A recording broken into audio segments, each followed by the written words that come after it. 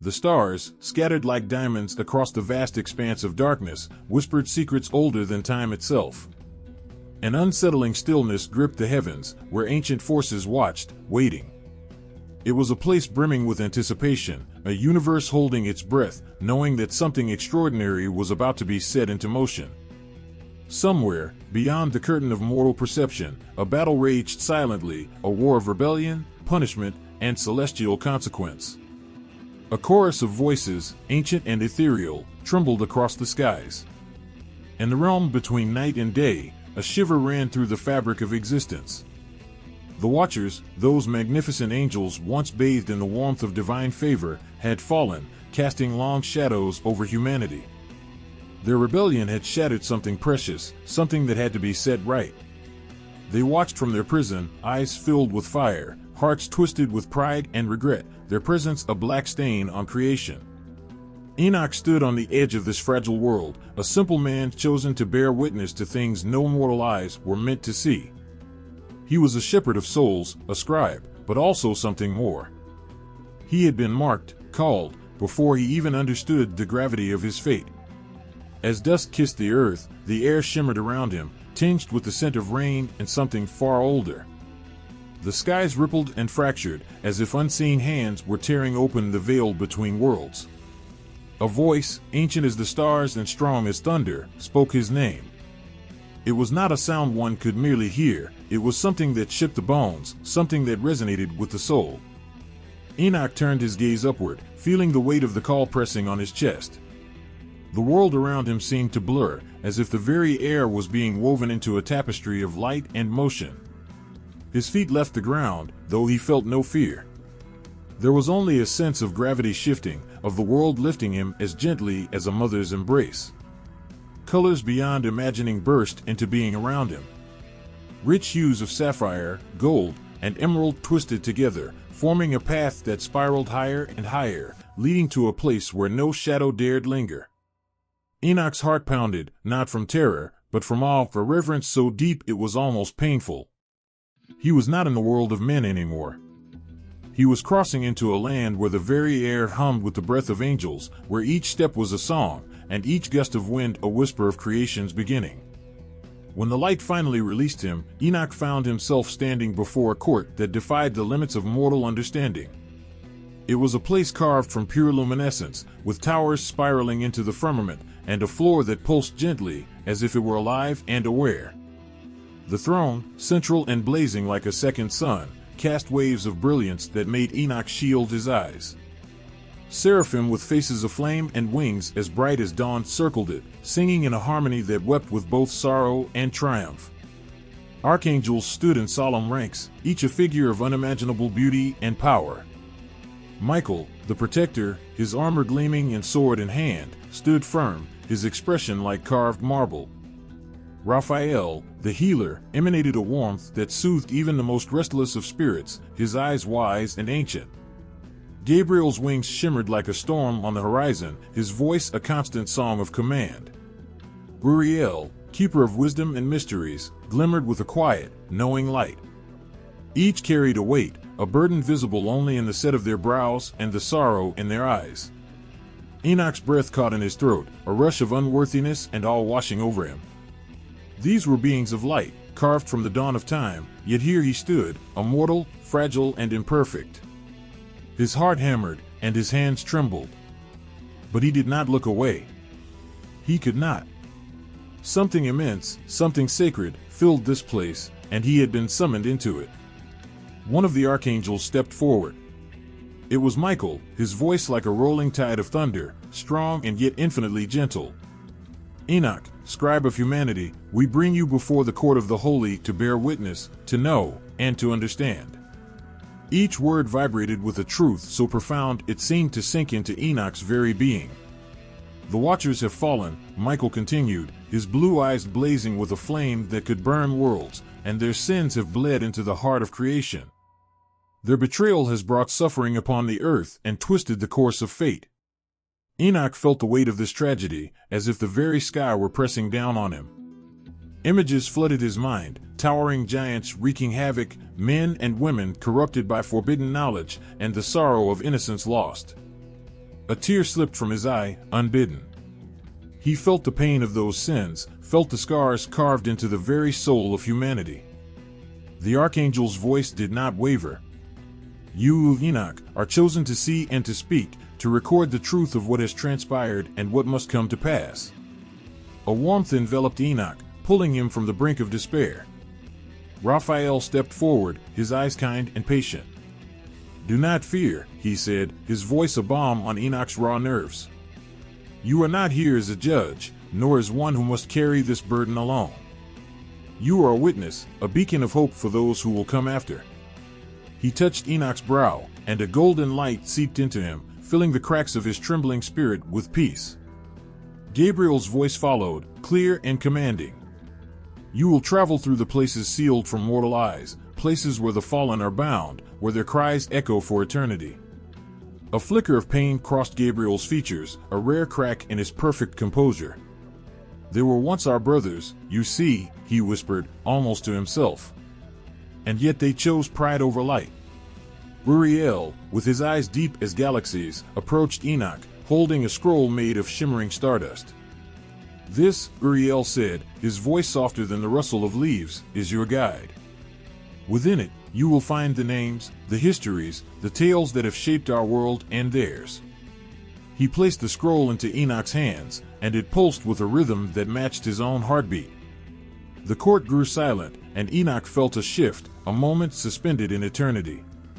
He was aware of the enormous task laid before him, of the thin thread that tied mortal existence to the cosmic dance of angels and fallen ones. His body felt frail, his soul exposed. Yet a strange calm filled him, an understanding that this was why he was created. This was his purpose. The light from the throne intensified, and a voice, neither male nor female, neither harsh nor gentle, but eternal, filled the air. Enoch, go forth. Carry what you must, see what you must, and return with the truth. And with that, the vision fractured into brilliance, each fragment of light pulling him away, carrying him through the thresholds between worlds. Enoch knew then, in the depths of his soul, that he had crossed into a reality that would forever alter him. Something enormous awaited, something that pulsed with sorrow, majesty, and the weight of divine law. And the heavens, though beautiful, were anything but merciful. The air felt different, heavy and charged, like the moment before lightning splits the sky. Enoch's heart raced as he stood in a place that was both nowhere and everywhere. He was surrounded by an ocean of light that pulsed and shifted, whispering secrets that mortal ears were never meant to hear. It was both beautiful and terrifying, a reminder of how small and fragile he was in the grand order of things. Before him stood four figures, each more magnificent than words could capture. The archangels, guardians of heaven's deepest truths and fiercest warriors.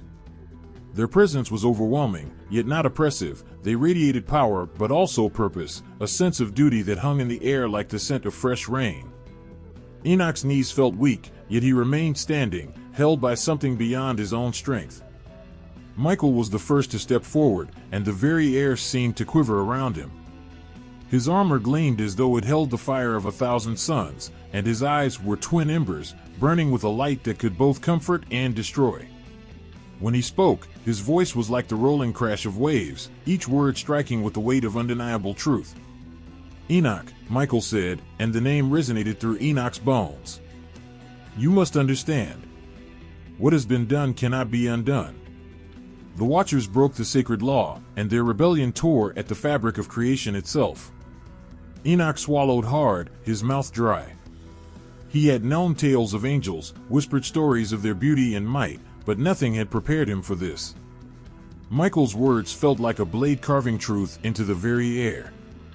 Their lust for power, Michael continued, his jaw tight with unspoken grief, drove them to betray everything they once cherished.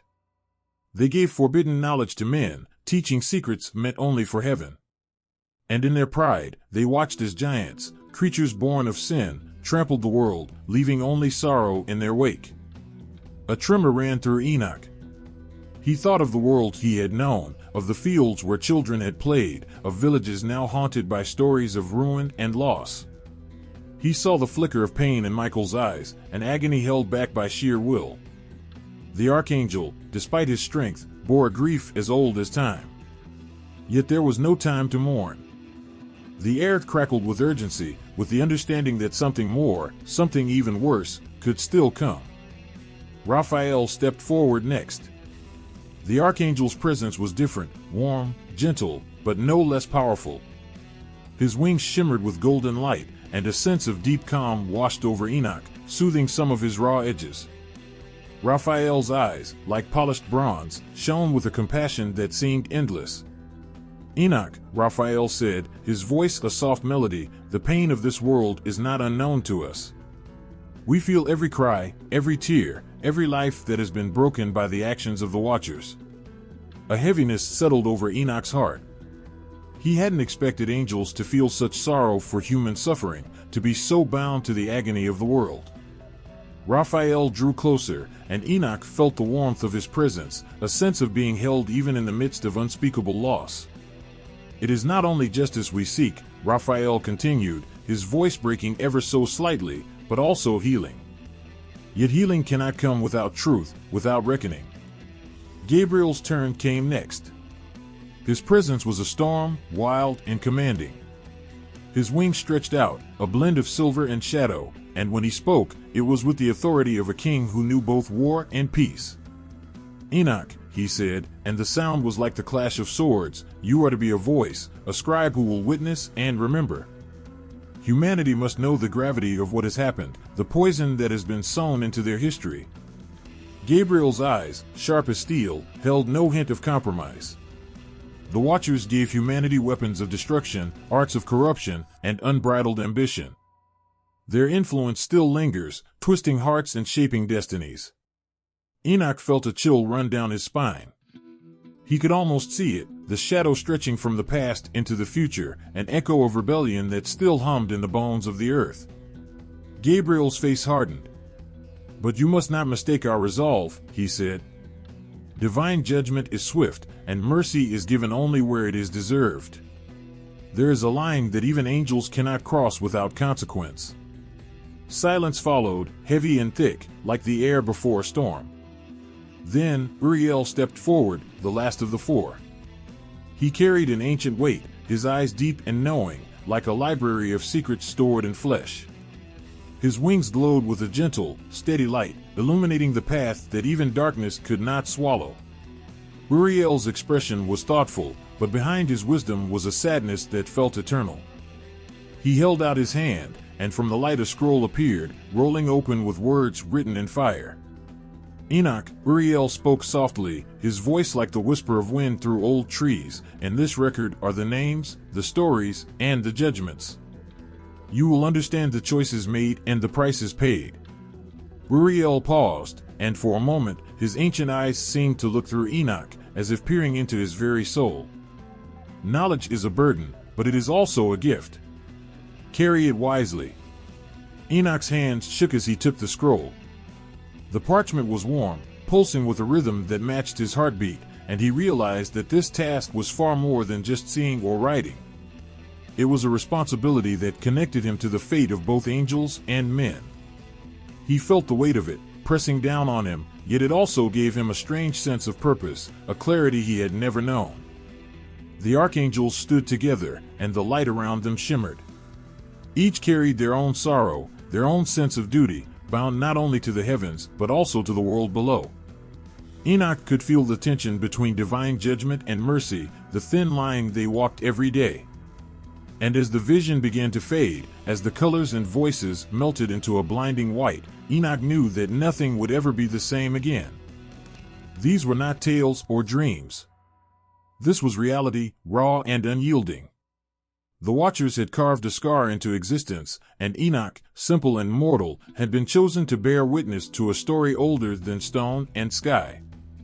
His heart trembled, but he stood firm, ready, or perhaps as ready as any man could ever be, for what was to come. A blinding light enveloped Enoch, and for a moment he was weightless, drifting in a space where time and place lost all meaning. His pulse drummed in his ears, an erratic, mortal rhythm in a realm where nothing should have been familiar. Slowly, as his senses returned, the brilliance around him softened into shapes. He was somewhere vast and ancient, a place that seemed to breathe with knowledge, with memories that stretched back to the dawn of everything. Before him, suspended in the air, were the celestial tablets. They were unlike anything he could have imagined, massive and made from a substance that shimmered like molten stars. Each tablet was engraved with letters that pulsed and flickered, not written but alive, dancing with a light that told stories of birth, ruin, and resurrection. The air hummed with a low, resonant vibration, the sound of the universe itself whispering truths too immense for human understanding. Enoch took a step forward, and the weight of the place pressed down on him. It was more than just the heaviness of a grand hall or a sacred space. It was a pressure in his chest, a gravity that seemed to hold the past, present, and future all in one breathless moment. He could hardly stand it, this feeling of being a single, fragile soul in the face of such infinite wisdom. His knees buckled, and he fell to the ground, gasping as he struggled to make sense of what surrounded him. He reached out, trembling, and the letters on the nearest tablet pulsed in response, as if recognizing his presence. Suddenly, visions flooded his mind, crashing into him like waves against a fragile shore. He saw cities, tall and bright, crumbling under the weight of sin. He saw giants, grotesque and powerful, stomping through villages, leaving only death and ruin in their wake. He saw the Watchers, once radiant beings, now twisted by desire and pride, their eyes filled with both regret and defiance. Each image burned into his heart, each one more overwhelming than the last. Enoch's head spun. He wanted to shut his eyes, to turn away from the terrible truths unfolding before him, but he couldn't. The tablets wouldn't allow it. They pulled him in, forcing him to see, to understand. Every image carried a story, a judgment, a consequence.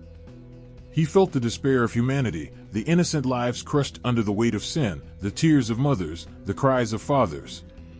He also felt the sadness of the Watchers, beings who had once known the music of the heavens, but had fallen so far they no longer recognized the songs. Gritting his teeth, Enoch tried to focus, but the sheer enormity of what he was witnessing threatened to break him. The stories he was being shown weren't just tales, they were etched into existence, into the very bones of the world. And he, a mortal man, was being asked to hold them, to carry their weight. It felt impossible, like asking a flame to contain an ocean.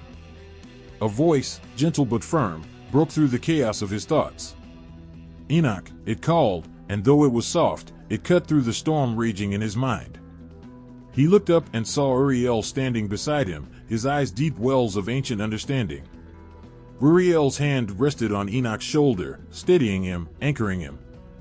"You are not here to bear this alone," Uriel said, his voice a calm river running through Enoch's turbulent soul. "You are here to witness, to understand, so that others may know." Enoch clenched his fists, tears streaming down his face. "Why me?" he whispered, his voice cracking under the strain. "I am no one. How can I carry this knowledge that would crush even the strongest of men?" Uriel knelt beside him, his expression a mixture of sorrow and compassion. "It is precisely because you are humble, because your heart aches for the suffering of others, that you have been chosen." He gestured to the tablets, their light dimming for a moment, as if listening. "The fate of both angels and men is written here, but understanding it requires not only strength, but love. And you, Enoch, possess that." Enoch's vision blurred with tears. The love Uriel spoke of felt like a fragile thing, a flickering flame in a storm, and yet it was all he had. He thought of his family, of his people, of the lives touched by sorrow and hope in equal measure. He thought of the Watchers, creatures of immense power who had once been beautiful and good, and he wondered if redemption was even possible for such beings. Uriel rose, and the light around the tablets brightened again. "Look," he said, his voice tinged with a gentle urgency. "Look beyond the ruin and the sin. See the thread that weaves through it all." Enoch obeyed, forcing himself to look deeper into the tablets. This time, the visions came with more clarity, more purpose. He saw glimpses of human resilience, of love that refused to die even in the darkest of times. He saw acts of kindness, small but powerful, lighting up the shadows. He saw the strength of mothers and fathers, the laughter of children, the determination of those who fought for good even when hope seemed lost. His heart swelled, aching with the beauty and pain of it all. He understood now, or at least he began to. The weight he carried wasn't just one of sorrow, but of hope, a hope that humanity could still find a way through the darkness. The Watchers had fallen, and their sins were vast, but humanity's story was still being written. The tablets pulsed once more, and Enoch's breath caught in his throat. He saw the future, but it was unclear, shifting and wavering like mist. It wasn't set, not yet. There were paths of light and paths of shadow, and the choices of both men and angels would shape what was to come. The uncertainty of it all made his chest tighten, but there was also a sense of possibility, a glimmer of something worth fighting for. Uriel watched him, his gaze never wavering. "Enoch," he said quietly, "the burden is great, but so is the purpose. Take what you have seen and let it guide you. Speak of it, write of it, so that those who come after will know both the cost of pride and the power of love." Enoch nodded, though his body still shook. He didn't know if he was strong enough, if his human heart could truly bear the weight of what he had seen. But the tablets, with their living letters of fire and light, had etched something into his soul. It was a feeling, a knowing, that he couldn't turn away from. Even if it broke him, he had to try. The vision began to fade, and the tablets slowly dimmed, leaving Enoch in a silence that felt both immense and sacred. The responsibility still pressed heavily on his chest, but somewhere within the weight, there was a flicker of something else, perhaps courage, or perhaps just the stubborn, unbreakable will of a human heart that refused to give in. And though he still trembled, Enoch rose to his feet, ready to face whatever came next. The air shimmered with an otherworldly brilliance as Enoch stood at the foot of the first mountain. It towered over him, immense and majestic, made of sapphire so blue it seemed to have swallowed pieces of the sky. The mountain glistened under an unseen light, each stone glittering like 1,000 trapped stars. Enoch's heart pounded as he gazed upward, a mixture of awe and fear coursing through his veins. He couldn't help but feel small, like a grain of sand in the vastness of an ocean, yet there he was, called to face the unimaginable. As he took his first steps onto the slope, the air thickened, pressing against his chest and making it hard to breathe. It wasn't the effort of climbing that made him struggle, but the overwhelming sense that he was being watched. It was as if eyes, ancient and knowing, were fixed upon him, waiting to see if he would falter. Each step felt heavier than the last, his legs trembling with an invisible weight. But Enoch pushed forward, knowing that turning back wasn't an option. Halfway up, a sudden gust of wind swept over him, cold and fierce, carrying a voice that echoed in his mind. "Why have you come?" it demanded, resonating with a strength that made Enoch's bones feel brittle. He stopped, gasping as he tried to steady himself. The wind swirled around him, thick with a presence he couldn't see but could feel deep in his soul. "I seek understanding," Enoch replied, his voice shaking but resolute. The wind seemed to hesitate, as if considering his answer, then fell silent. The mountain resumed its deep, quiet hum, as though testing his every word, his every thought. Enoch pressed onward, his resolve firm even as uncertainty clung to him. The summit of the Sapphire Mountain held a breathtaking sight, a pool of crystal-clear water, so still that it mirrored the heavens above. Leaning over the edge, Enoch felt an urge to drink, to taste the knowledge that rippled beneath the surface. But as he bent down, the pool stirred. Rising from its depths was a guardian, tall and luminescent, with eyes like molten silver. It was beautiful and frightening all at once, exuding a strength that was both protective and fearsome. "To drink is to know," the guardian said, its voice a soft thunder that sent chills down Enoch's spine. "But knowledge bears a cost. Do you accept this, knowing it may change you forever?" Enoch's mouth went dry.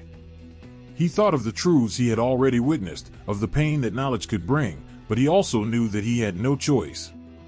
With trembling hands, he cupped the water and drank. 1,000 visions crashed into his mind, the forming of the stars, the birth of the first life, and the whisper of the divine as it breathed existence into being. The beauty was overwhelming, and tears streamed down his face. When he came back to himself, the guardian was gone, and the mountain hummed with approval. Moving down the slope, Enoch approached the second mountain, made of emeralds so vibrant they seemed to pulse with life. Vines climbed its surface, and the air was thick with the scent of wildflowers, rich and intoxicating. Yet there was something restless about this place, an energy that made Enoch's skin prickle. As he climbed, the ground shifted beneath him, almost as if the mountain itself was alive, testing his every step. A rustling sound grew louder until it became a low, rumbling laughter. Out of the greenery stepped another guardian, this one cloaked in leaves and shadow, its form constantly changing like a flickering flame. Its eyes glinted with mischief, but there was also a depth of sorrow hidden behind them. "Do you understand the power of life?" it asked, circling Enoch like a predator. "Life blooms, but it also decays. Creation cannot exist without destruction." Enoch nodded, though a pang of sadness welled in his chest. He had seen death, felt its icy touch in the suffering of humanity. The guardian tilted its head, studying him. "Then answer this," it whispered. "If something must die for something else to live, how do you choose what is worth saving?" The question felt like a blade, cutting deep into Enoch's soul. His mind raced, searching for an answer, but none came. He could only bow his head, his heart heavy. The guardian sighed, a sorrowful sound that lingered long after it vanished. But the mountain let him pass, and he continued, carrying the weight of unanswered truths. The third mountain was a brilliant tower of ruby, glowing like a heart aflame. Heat radiated from its surface, making Enoch's skin burn and his breath come in short, labored gasps. Climbing felt like walking through fire, his body screaming in protest. But he forced himself onward, sweat stinging his eyes, his determination the only thing keeping him from collapsing. The higher he climbed, the louder a heartbeat echoed around him, steady and powerful, like the pulse of the universe itself. At the top, flames parted to reveal a guardian made entirely of fire, its form shifting and crackling, each movement a dance of light and heat. "Passion drives creation," it roared, flames flaring with every word. "But passion also consumes. Do you understand the balance between love and obsession?" Enoch thought of humanity's greatest joys and deepest sorrows, how desire could inspire beauty but also lead to ruin. "I do," he said, though his voice was barely more than a whisper. The guardian's fire dimmed, and it regarded him for a long moment before nodding, its flames vanishing into embers. The fourth mountain shimmered with the gold of the purest topaz, warm and comforting but also daunting. Each step was met with a sense of peace, yet beneath that serenity lay a feeling of immense gravity, a reminder of the responsibility that came with wisdom. The guardian here was calm, radiating a quiet strength that made Enoch's heart feel both heavy and lifted. By the time he reached the final mountain, a colossal structure of clear diamond, Enoch's body ached and his mind swirled with everything he had seen. The diamond mountain glittered with a harsh, unyielding light that pierced through him, leaving him feeling exposed, vulnerable. The guardian who emerged was silent, but its gaze held Enoch in place, demanding honesty. "Show me," it seemed to say without words. Enoch closed his eyes, letting his heart open, vulnerable and raw. He showed the guardian his fears, his doubts, his fragile hope. He let it see every weakness, every moment of brokenness, and he braced himself for judgment. But instead, he felt an overwhelming sense of acceptance, a warmth that wrapped around him like a protective cloak. When Enoch finally descended, he carried with him not just the weight of what he had learned, but a deeper understanding of the beauty and pain that shaped existence. His heart was weary, yet stronger, ready to face whatever lay ahead. Enoch's breath caught in his throat as he stepped into a place where silence felt sacred, thick with something almost tangible. Before him stretched a vast, gleaming hall carved entirely from crystal. Light refracted off the walls and high vaulted ceilings, casting 1,000 delicate rainbows that danced and wove around him, painting the space with colors that seemed alive. Each beam shimmered with an unspoken truth, whispering in a language of light that was ancient and deeply knowing. It was a breathtaking, overwhelming sight, but it also carried a weight of anticipation, as though every crystal surface held secrets that yearned to be spoken. Rows and rows of towering shelves spiraled upward, filled with scrolls and tablets made from materials that glittered like crushed moonstone and stardust. There were no walls, only an infinity of crystal shelves that seemed to stretch on forever, shimmering with knowledge so powerful it felt like it could crack the world open. Enoch moved forward, each step echoing softly through the halls, as if even the sound of his presence was something to be held carefully. A warm, pulsing light drifted toward him, and he realized it was a guide, a spirit of wisdom wrapped in golden radiance. It had no face, but its form suggested the gentle outline of wings, and a voice, warm and melodic, filled the air around him. "Welcome, Seeker," it said, its tone carrying a kindness that made Enoch's heart feel both comforted and vulnerable. "You come with questions, but here, you will also find the stories you need to carry forward." Enoch's throat tightened. Questions. Yes, they had plagued him, gnawed at his soul like shadows that refused to let go. The spirit drifted ahead of him, leading him through corridors where ancient tales seemed to hum beneath the shimmering crystal shelves. Enoch's eyes were wide, trying to take it all in, to grasp how many lives, how many moments of history were stored here, preserved like fragile treasures. They stopped before a tablet that seemed older than the stars themselves, its surface etched with symbols that glowed as Enoch approached. The guide touched it lightly, and the tablet shimmered, its glow softening as a vision began to unfold.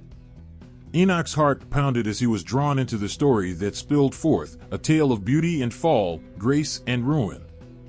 He saw the Watchers as they once were, beings so radiant they could have made even the darkest night feel like a celebration of light. They had been crafted to witness the glory of creation, their wings sweeping through the heavens, their laughter like bells in the wind. Enoch felt their joy, their awe as they watched life burst forth on the earth, as they marveled at the intricate dance of stars and the gentle rise of mountains. They had known the love of the divine, the feeling of being perfectly made, perfectly loved. But as the vision shifted, so did Enoch's heart. The light of the Watchers dimmed, flickered, then twisted with a longing that burned hotter than the sun. Their eyes strayed from the heavens to the earth, where humans, fragile and imperfect, lived with a vibrancy that the Watchers could only admire from afar. Enoch felt the ache of their yearning, a pull so strong it was like a fire in their souls. It was the desire to experience, to feel, to love in a way they had never been permitted to. A desire that made them question, that made them believe they could rewrite the purpose they had been given. He saw the Watchers descend, cloaked in shadows, their beauty turning to something that shimmered dangerously. They took human wives, taught secrets that mortals were never meant to know. The earth trembled under the weight of their rebellion, the skies wept as giants, Nephilim, were born and wreaked havoc on the world. Enoch's hands clenched, his heart breaking as he felt both the sorrow of the divine and the confusion of the Watchers, who couldn't see the ruin they had caused until it was too late. What had started as love had become destruction, and the light they once carried had turned to ash. The guide paused, and the vision stilled. Enoch's breath came in ragged gasps, his chest heavy with the story's sorrow. He felt the anguish of the divine, who had to watch their beloved creations tear themselves apart. He felt the deep, eternal mourning of the earth, scarred and broken under the weight of beings it had never asked for. Tears streamed down his face, and he wanted to scream, to rage at the unfairness of it all. How had something so beautiful, so full of love, become twisted into something so terrible? The spirit's voice wrapped around him gently, like a comforting embrace. Understanding the past is to carry its sorrow, it said. But with sorrow comes wisdom. It led him to another shelf, where a tablet shone softly, its light gentle and forgiving. Enoch approached, his heart still aching, and placed his hand on the surface. Another vision came, softer this time. He saw the divine not as a force of anger, but as a presence filled with infinite sadness. The divine had mourned for the Watchers, for the love that had gone astray. And even in their rebellion, even in their ruin, the divine's love had not died. It had lingered, waiting, hoping that some measure of redemption could be found, even if it was beyond what the world could comprehend. Enoch felt that love, and it made his knees buckle, the tenderness of it overwhelming. The vision faded, and he stood trembling. The guide hovered beside him, its light steady and warm. "Do you see now?" it asked. "The story is not just one of loss, but of choices that echo forever." The Watchers fell not just because they loved, but because they forgot the purpose of their love. Enoch nodded, though his throat was too tight to speak. He understood, or at least he was beginning to. The wisdom held here wasn't just knowledge, but the weight of love, of sorrow, of choices made and the echoes they left behind. He felt the burden, the call to share what he had learned, to let others understand the balance of grace and consequence. He turned to the guide, his voice breaking. How do we carry so much pain and not fall ourselves? The guide's light flared briefly, a gentle, knowing warmth. By remembering that love, even when broken, is never truly gone. By learning and choosing better. And by never forgetting the beauty that still exists, even in the darkest stories. Enoch's heart steadied, though the ache never fully left. But he knew that was the point. The sorrow, the love, the wisdom, they were meant to be carried together, shaping each choice he would make. The crystal halls of wisdom shimmered around him, and he realized that the true gift wasn't just the stories he had been shown. It was the reminder that every story, no matter how broken, held the chance for something more. The darkness pressed in like a living thing, swallowing the faintest whisper of light. Enoch took a step forward onto the abyssal plains, and a shiver ran through his body as if the very shadows had icy claws that gripped his soul. The air was cold, heavy with a sorrow that seeped into his bones, making him feel as if he carried the weight of 1,000 lost souls. An unnatural silence draped the landscape, broken only by the occasional whisper, a ghostly sound that sent chills racing up his spine. The ground beneath his feet was lifeless, dry and cracked as if it had never known the touch of rain. Each step seemed to echo, but the echoes didn't fade, they lingered, twisted, and returned as murmurs that brushed against his mind.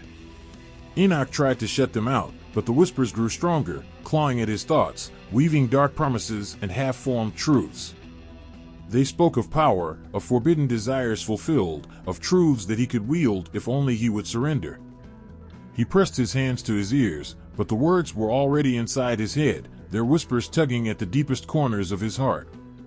You are weak, one voice breathed, laced with bitterness and longing. Why fight a battle you can never win? Enoch stumbled, his knees buckling under the weight of doubt that suddenly pressed upon him. It felt so real, so true, that his strength wavered. For a moment, he wondered if he could keep going, if any of his efforts even mattered in a world so full of suffering and ruin. The darkness thickened around him, coiling like serpents that slithered through his thoughts, whispering of defeat and despair. He squeezed his eyes shut, but the shadows were inside now, whispering about everything he feared most. He thought of humanity's pain, the endless cycle of hope and loss. He thought of the fallen angels and their beauty, twisted by corruption. It hurt, feeling how close love could turn to ruin, how easily light could fall into darkness. A part of him understood the temptation, the yearning for more, the hunger to be more than what was allowed. The understanding terrified him, but it also made the whispers feel dangerously familiar. Give in, another whisper said, this one soft and inviting, like the warmth of a fire on a bitter night. No one will blame you. They will understand. Enoch felt his heart quiver, that pull toward comfort and release. He could end this, let go of the burden.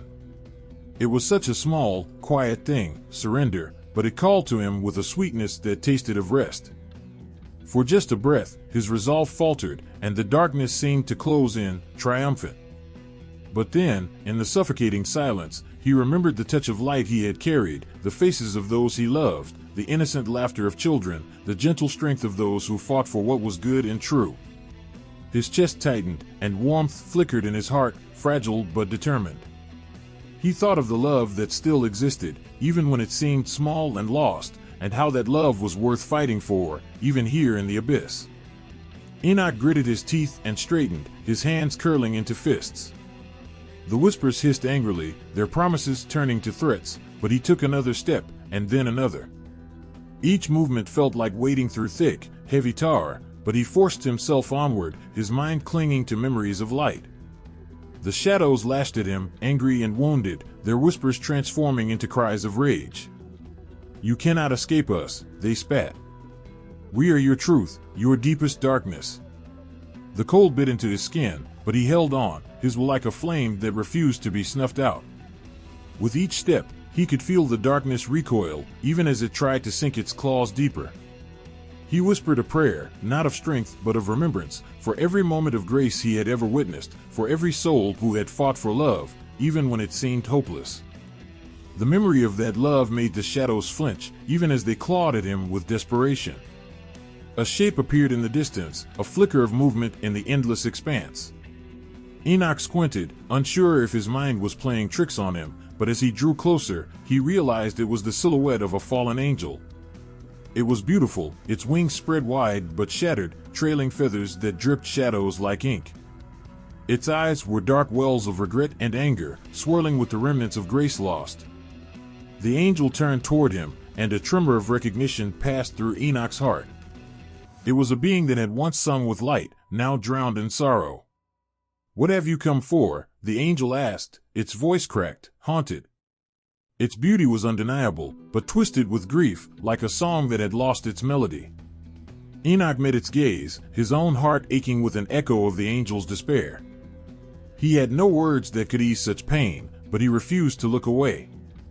The angel's eyes narrowed, and for a moment, it seemed ready to strike, its shadows coiling around it like a storm. But Enoch stood firm, trembling but unyielding. "I'm here because the light hasn't given up on you," he said softly, even as his own doubts clawed at him. The fallen angel paused, something in its expression shifting, breaking, as if a memory of who it had been long ago surfaced. The shadows around it wavered, uncertain. The whispers grew more frantic, more desperate, trying to drown out Enoch's words. But he had touched something raw and real in the angel, a truth that even the darkness couldn't fully corrupt. The angel turned away, its wings drooping, and for a moment, Enoch thought he saw tears of shadow fall from its eyes. The pain in that moment was a living thing, but also a testament to the love that still burned, buried but not destroyed. The shadows screamed, a final, angry cry that echoed through the abyssal plains. But Enoch pressed on, the flame in his heart flickering but alive, the darkness recoiling around him.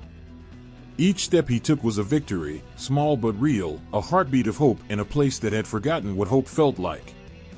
The plain stretched endlessly, but he kept moving, guided by the fragile, beautiful things he carried within himself, memories of laughter, of sacrifice, of a world that, despite its brokenness, still held light worth protecting. The whispers grew distant, their hold slipping, and the darkness began to thin. The abyssal plains had tried to swallow him, to break him, but he clung to the love he had seen in the world, a love that refused to be defeated. His journey was far from over, but in that desolate expanse, Enoch had learned the power of light that persisted, even in the deepest, most suffocating darkness. And though he still carried the shadow's echoes, he knew he carried something stronger, something they could never take. The air felt different as Enoch approached the place where light surrendered to shadows. It grew heavy, dense with a dread that seemed to crawl over his skin. The path before him twisted and buckled, as though the earth itself writhed in silent agony, reflecting the torment of the souls that lay below. Enoch hesitated, his breath catching in his chest. A whisper of unease coiled in his mind, telling him that there were places even angels feared to tread, and this was one of them. But he had no choice. He steeled himself, each step echoing with purpose, though the weight of the unseen world seemed to pull him down. As he descended, the landscape transformed, becoming something more grotesque and unreal with every passing moment. Once familiar shapes morphed into twisted mockeries of what they had been. Trees bent into weeping forms, their limbs crooked and their roots seeming to reach out in desperation. Rocks jutted out from the ground like the bones of the earth, jagged and pale, reminding him of ribs in a decaying corpse. Enoch swallowed hard, his throat dry, and kept walking, even as his heart thudded like a drum in his chest. The shadows deepened, oozing like ink from the cracks in the ground. They seemed alive, swirling around his feet and whispering in a language he could almost, but not quite, understand. The air tasted stale, as though it had been trapped here for an eternity, and the further he went, the more it reeked of sorrow and regret. He forced himself onward, though the very earth seemed to conspire against him, trying to suck the strength from his limbs. And then he saw it, a rift in the ground, an open wound in the fabric of the world.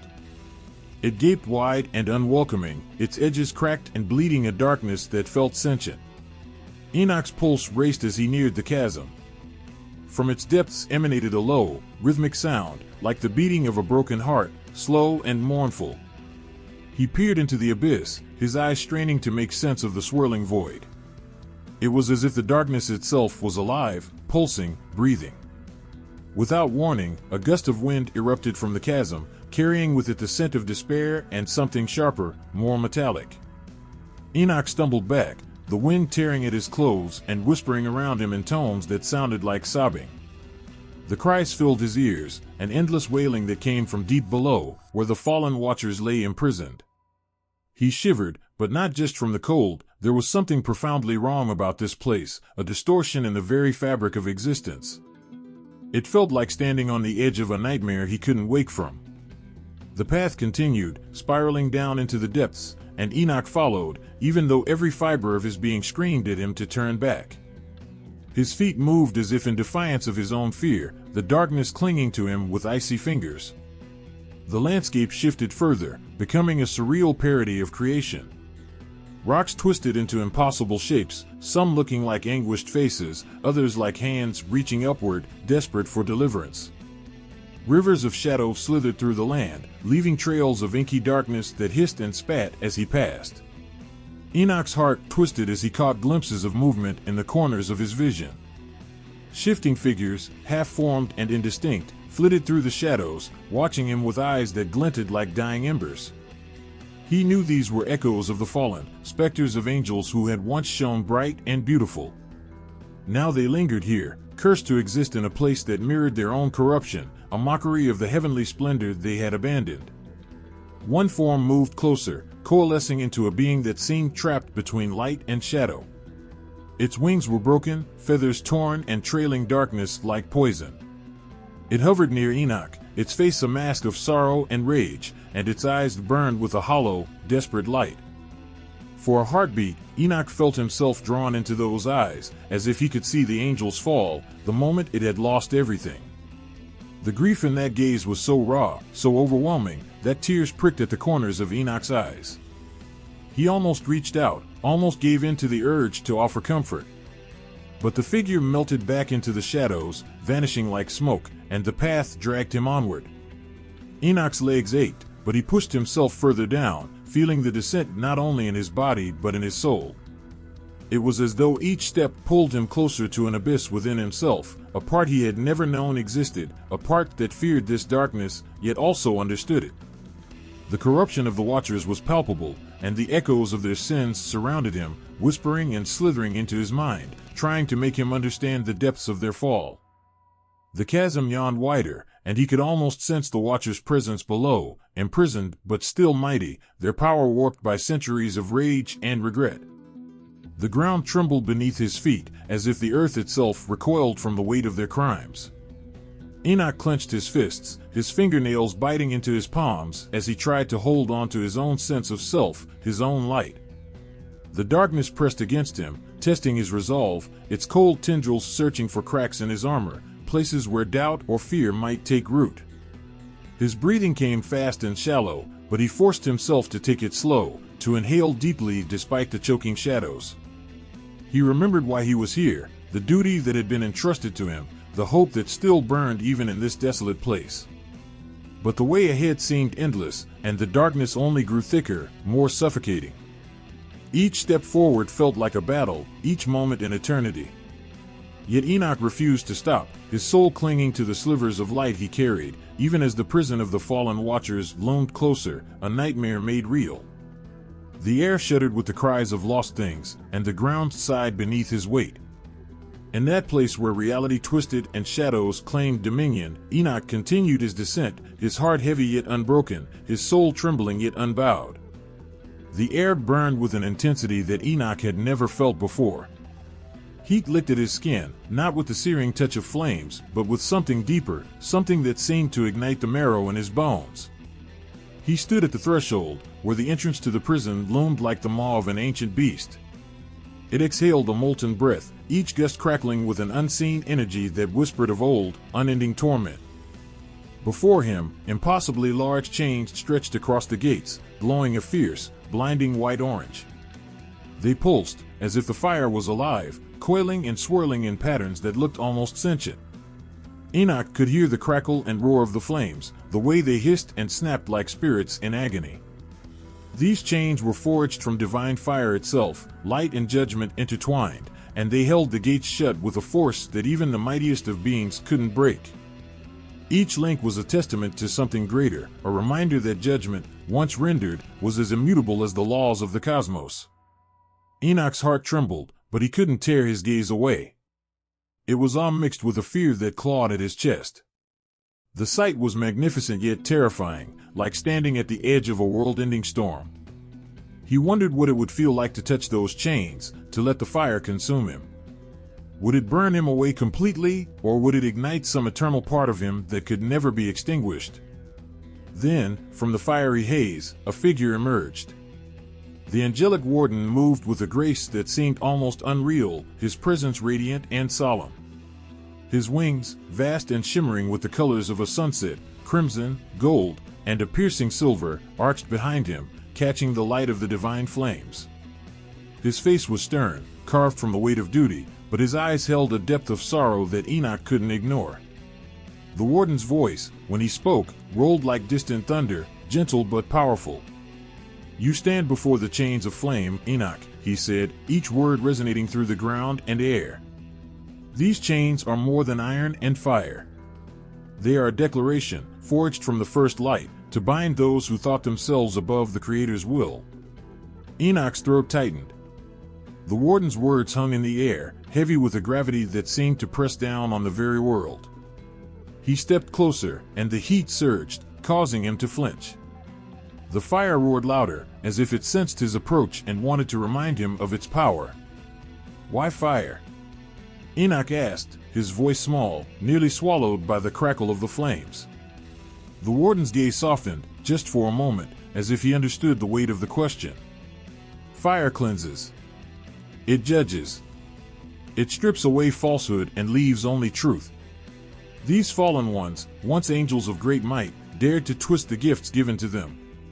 They were blessed with light, yet they turned to shadow. And so, they are bound by a light that cannot be corrupted, a flame that no sin can withstand." Enoch's mind raced, struggling to comprehend the eternity of it. To be held here, trapped by chains that burned with the purity of judgment, unable to escape or repent. It was a punishment that echoed through time, reverberating with the choices and pride that had led to this. He looked back at the gates, at the way the chains trembled under the strain of the beings imprisoned within. The fire never faltered, holding strong, eternal. "Do they suffer?" he asked, the words slipping from his mouth before he could stop them. His voice trembled, as if he was afraid of the answer, yet he needed to know. The warden's expression grew more shadowed, sorrow mingling with duty. "Suffering, yes. But not as mortals understand it. The flame does not burn their flesh, it sears their spirits. They are made to confront their own darkness, the weight of their choices. They live with the knowledge of what they were, and what they chose to become." Enoch's stomach twisted. He could almost hear it then, the faintest echoes of anguish, woven through the sound of the roaring fire. It wasn't the wail of physical pain, but something deeper, more terrible. It was regret, the agony of lost glory, the knowledge that they had once held a light so pure and had thrown it away for pride, for desire, for rebellion. The sound wormed its way into Enoch's heart, leaving a cold ache. The warden's wings shifted, the light catching on the feathers and making them glow. He watched Enoch, and there was a sadness there, a compassion that made Enoch want to weep. "You pity them," the warden said softly, a statement rather than a question. Enoch didn't know how to respond. Did he pity them?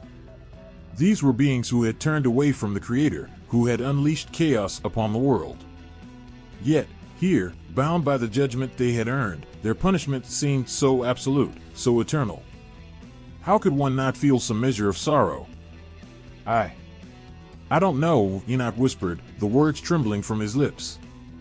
The heat pressed closer, making him feel small and fragile, as if he might shatter under the weight of it all. The warden stepped forward, and for a moment, Enoch could see the toll that centuries of guardianship had taken on him. The angel was a creature of duty, of unyielding strength, but also of loss. Pity, when mixed with understanding, is not weakness, he said. It is the heart of those who wish to see redemption, even when redemption is impossible. Enoch's chest ached. The warden's words struck something within him, a truth he hadn't realized he carried. He turned his gaze back to the chains of flame, watching the way they pulsed, a living testament to judgment. He wondered how long they would hold, how long the fire would burn, and whether the fallen angels, deep in the prison, still dreamed of the light they had lost. The warden stood beside him, silent, his presence both a comfort and a reminder. The fire crackled on, undying, unbreakable, and Enoch felt the weight of it all settle around him, heavy and eternal. The cavernous expanse felt like the echo of a shattered world. Shadows clung to the walls, shifting like sorrowful ghosts, and the air was heavy with an ancient grief that pressed down on Enoch's heart. He stepped forward carefully, feeling the pulse of regret and anguish under his feet.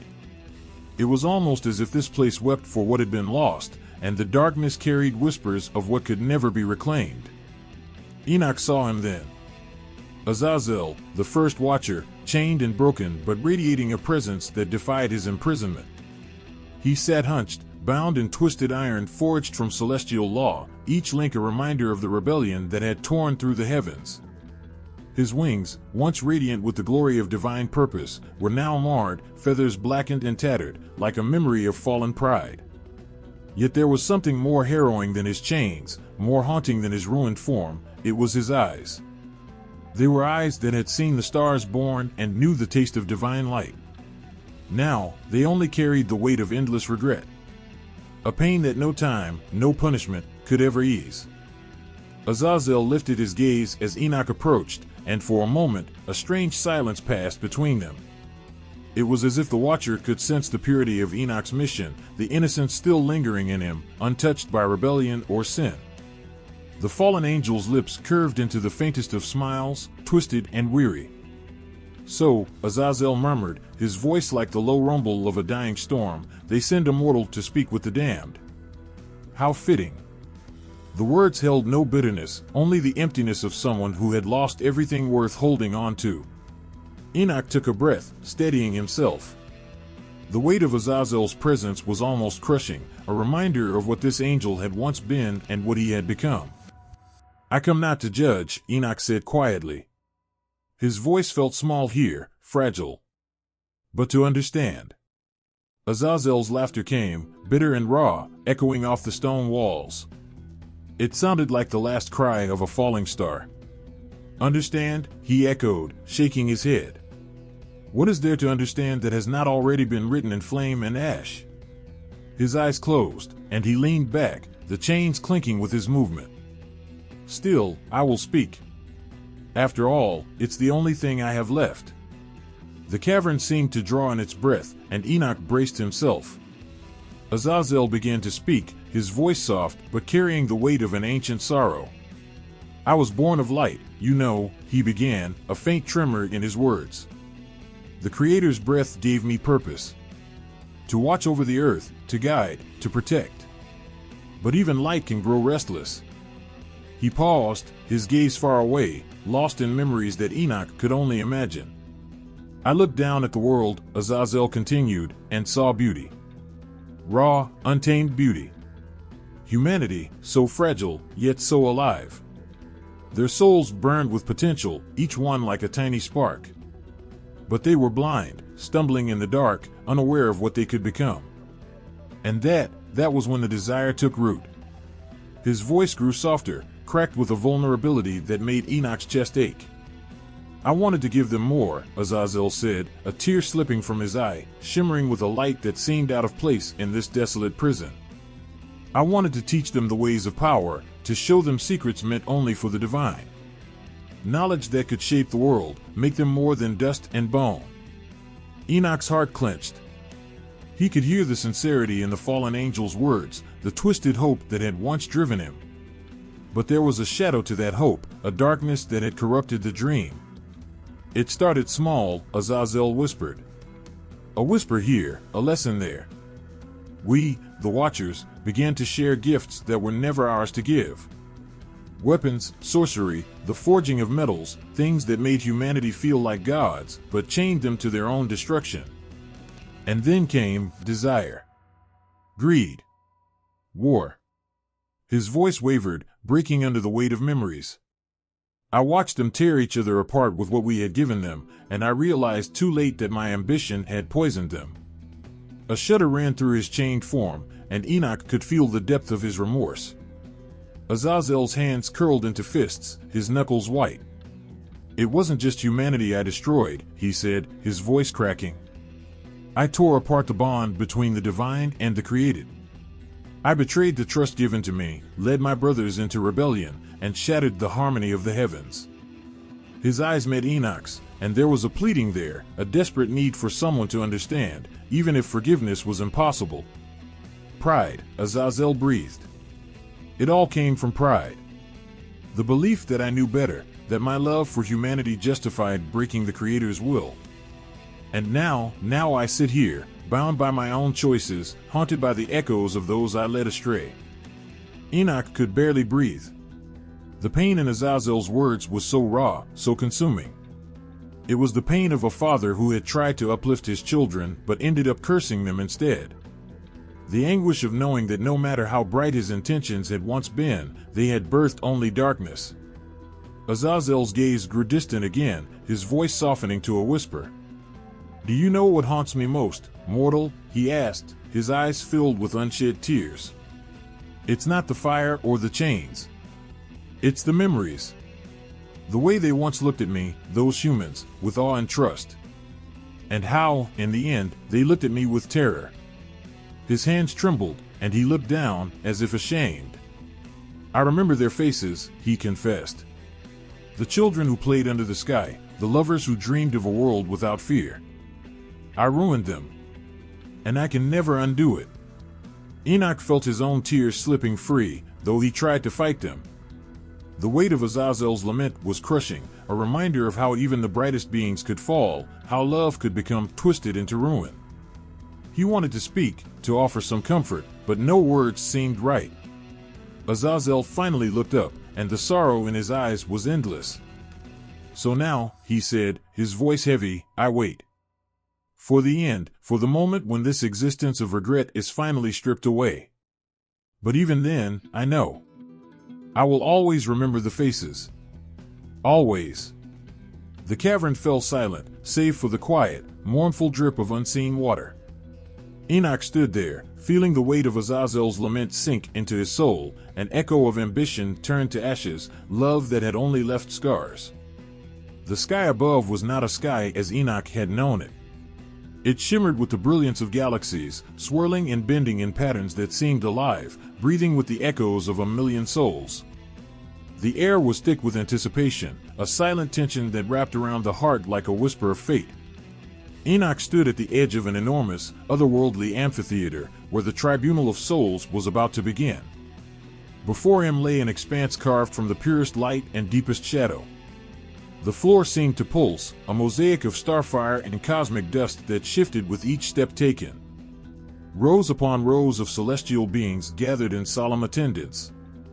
Angelic figures, towering and resplendent, shimmered with an ethereal glow, their wings folded in quiet contemplation. Their eyes, deep pools of wisdom and sorrow, watched as souls came forth to plead their cases. Each soul stood in a place between trembling hope and consuming fear. There were remnants of a broken world, men and women who had been twisted by the whispers of the Watchers, who had strayed into corruption through forbidden knowledge and power. Yet here they were, standing before the tribunal, where divine judgment would either bring mercy or seal their damnation. Enoch's heart raced as the first soul stepped forward. She was young, no older than a girl, with hair that had once gleamed like gold but was now dull and frayed. Her eyes carried a storm of regret and the slightest flicker of longing. Her hands shook as she faced the judges, her voice a fragile whisper. I never wanted this," she began, her voice cracking.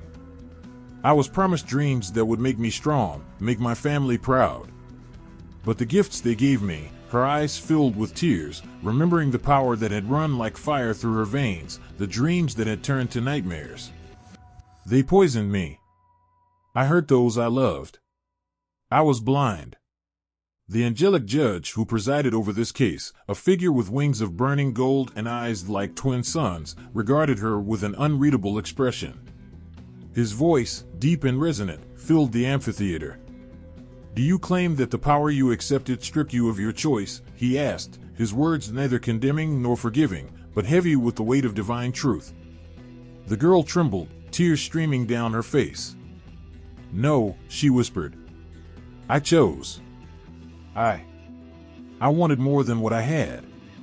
I wanted to rise above the pain and the poverty. But it came at too great a cost. I see that now." Enoch felt his heart twist. How fragile was the line between the desire to be better and the descent into ruin. How easily dreams could become prisons. The judge's eyes softened, a flicker of something that might have been sorrow flashing across his face. He turned to confer with two other angels, their discussion whispered in a language older than time itself. Moments later, he returned his gaze to the girl, his expression grave yet compassionate. "Justice demands acknowledgement of the pain you caused," he intoned. "But mercy recognizes the chains you could not break alone." A beam of light surrounded the girl, and she collapsed, relief breaking through her sobs. She had been heard, her suffering acknowledged, her soul not damned but given a chance to heal. Enoch's knees felt weak, but there was no time to dwell. The next soul was called. This one was a man, broad-shouldered and bearing the scars of countless battles. His eyes were dark, hardened, but somewhere within them flickered a sliver of guilt. He spoke with a voice rough as broken stone. "I was a warlord," he declared, his chin raised defiantly. "They promised me dominion, armies that would never fall. I took their gifts willingly. I killed. I conquered. And I was feared." His jaw clenched, and for a moment, his mask of strength faltered. "But I was never loved. I destroyed everything that mattered, even the goodness in my own heart." The judge's eyes narrowed, the weight of judgment pressing down like an unseen hand. "You embraced corruption not to protect, but to dominate," he stated. The words carried a power that made Enoch flinch, as if a storm had been summoned within the amphitheater. "What would you have us do with you, knowing you reveled in destruction?" The warlord bowed his head, his defiance draining away. "I am guilty," he said, voice low and broken. "No amount of words can undo the pain I caused. But if there is any punishment that could cleanse this darkness, I will accept it." A tense silence gripped the audience, and Enoch held his breath. The warlord's hands shook, and for the first time, Enoch saw a spark of humility in those once proud eyes.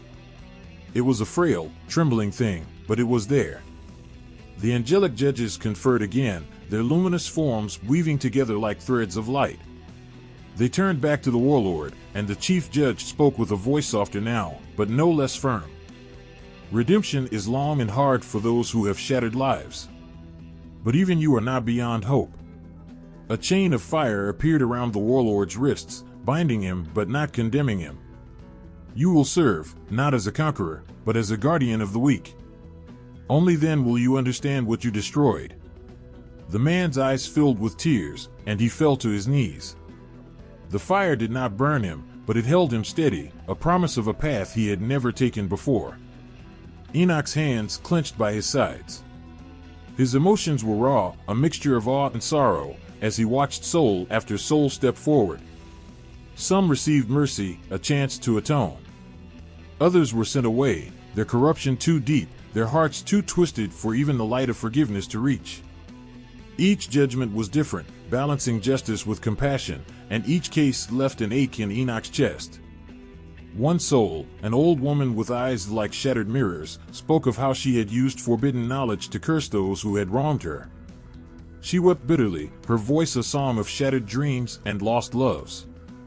"I was so angry," she sobbed. "I wanted the world to suffer as I had suffered." The judges listened, their faces stern but not unkind. One of them, a being with wings like soft twilight, stepped forward and whispered words of both reprimand and understanding. The woman's punishment was heavy, yet a small hope glimmered in the sentence, a chance to release the chains of hatred she had bound herself with. Enoch felt tears sting his eyes. How complicated it all was. Divine law was not black and white, but a tapestry woven from threads of agony, repentance, pride, and shattered innocence. He struggled to comprehend how even angels could decide the fates of these broken souls. Each judgment left him feeling smaller, more human, and yet more connected to the suffering of those who had erred and regretted. In this place where light and shadow met, where souls laid bare their deepest wounds, Enoch found himself humbled. The complexities of mercy and justice, the weight of choices and consequences, pressed on him like an invisible, divine hand. And all he could do was stand and bear witness, his heart breaking and healing with each case that unfolded before him. A cold, unearthly wind whispered through the caverns of darkness, where even light seemed reluctant to tread. Enoch's footsteps echoed across the jagged ground, each step pulling him further into a world where shadows were alive, and darkness was an oppressive, breathing thing. The silence wrapped around him like a predator lying in wait, thick with unsaid promises and dangers he could almost feel slithering beneath his skin. His breath was shallow, the air heavy and unsettling.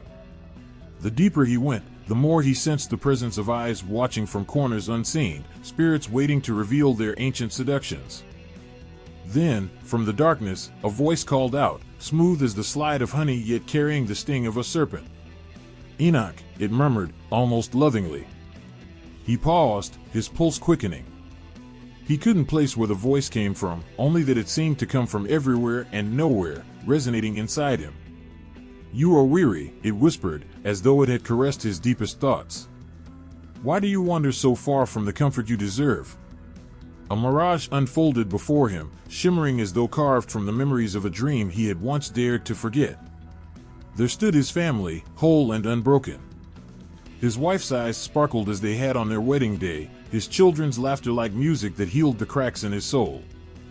The sight was so vivid it hurt, each detail more perfect than reality had ever allowed. His heart twisted, longing pulling at him with a force he hadn't known he still carried. "Stay," the vision urged. The warmth of it wrapped around him, a balm against the void that had been growing in his chest. "All the pain, the struggle, it can end here. They await you, whole and joyful. Haven't you done enough? Haven't you earned this rest?" Enoch's knees almost buckled, the desire so overwhelming it took all his strength to stand. But something else rose in him too, a defiance, small yet stubborn. His lips trembled as he whispered a prayer, his voice cracking under the weight of his yearning. This was not real, he reminded himself, no matter how much his heart wished otherwise. Love built on lies, no matter how beautiful, was still a lie. But the vision did not fade, it only grew stronger, almost as if it drew power from the fragments of hope he tried so hard to bury. "You can have them," the voice coaxed, almost tender. "You were not meant for this burden. You were never meant to carry the sorrows of a world that refuses to change. Come, rest, and be free." Tears fell unbidden from Enoch's eyes. He wanted to believe. How he wanted to surrender. His hands shook as he reached out, fingertips grazing the illusion. He felt warmth, the same warmth he had once held close to his heart. He recoiled, the touch breaking something inside him, and the vision shattered like glass, splinters of light dissolving into the abyss. His chest heaved, the temptation leaving an ache that would not soon fade. The darkness recoiled briefly but soon whispered anew, finding new shapes to torment him. The ground shifted, and Enoch stumbled, coming face to face with a shadowy figure that looked disturbingly like himself. But this was no mere reflection. The doppelganger's eyes gleamed with pride and cold ambition. "Look at you," it sneered. "A man who has been granted an audience with angels, yet you still tremble like a frightened child. Think of the power you could wield. Why settle for being a servant when you could rule?" Enoch's hands clenched into fists, anger bubbling up. The shadow laughed, a chilling echo that mocked his struggle. "All it takes is one choice," it said, stepping closer, its grin sharp and gleaming. "Accept the gifts the Watchers once offered. You could rewrite the fate of men and angels alike. Be more than a mere witness, be a god. The temptation was a poison in his veins, igniting a fire he had worked so hard to extinguish. Memories of injustice, of moments when he had felt powerless, flared in his mind. He could have changed everything. But power offered by corrupted hands was not a gift but a curse, and the shadow was no friend of his. Summoning all the strength he had left, he stared into the eyes of his dark twin, refusing to flinch. "I am no god," he whispered, voice raw. "And I do not wish to be one." The shadow snarled, its form twisting, and in an instant, it was gone. Enoch staggered back, his spirit scraped raw by the battle. Yet there was no reprieve. From the darkness came an alluring melody, a song that painted visions of glory. It was sung by the fallen themselves, their voices weaving a tapestry of promises that sounded as old as time. Riches beyond measure, freedom from the chains of mortality, adoration from all creation, all this and more, laid at his feet. For a moment, Enoch faltered, the music curling around his heart, whispering that he was worthy of more. It spoke of how much he had given, how little he had been rewarded. A spark of bitterness threatened to take root, the kind that could grow and consume all that he stood for. But somewhere, a memory of purer songs rose up. Words of grace and love, moments when he had seen the beauty of souls untainted. He held onto that, clung to the truth that power and riches had never filled the voids they promised to heal. With a roar, the abyss sent its final temptation, visions crafted to shatter him. This time, it was not promises but accusations. Faces of those he had failed appeared before him, accusing and relentless. "You think you're righteous?" they spat. "You think your path is just? You left us to suffer, to die, while you followed this divine calling." The guilt was suffocating, their voices spears that pierced his heart. His knees finally gave out, and he sank to the ground, consumed by sorrow. Maybe they were right. Maybe all his sacrifices had never been enough. But as he bowed his head, the memory of the one who had called him burned brighter. A presence that had always been greater than his doubts, more merciful than his failings. Trembling, he lifted his gaze to the abyss. "I am flawed," he admitted, his voice cracking. "I am weary and weak. But I am not alone." It wasn't strength or pride that held him, but love, a love that never let him go. The darkness hissed and recoiled, its power breaking, unable to conquer a heart that chose humility and grace. The winds quieted, the shadows loosening their hold. Enoch stood, bruised but unbroken, heart pounding with a rhythm that said he was still alive.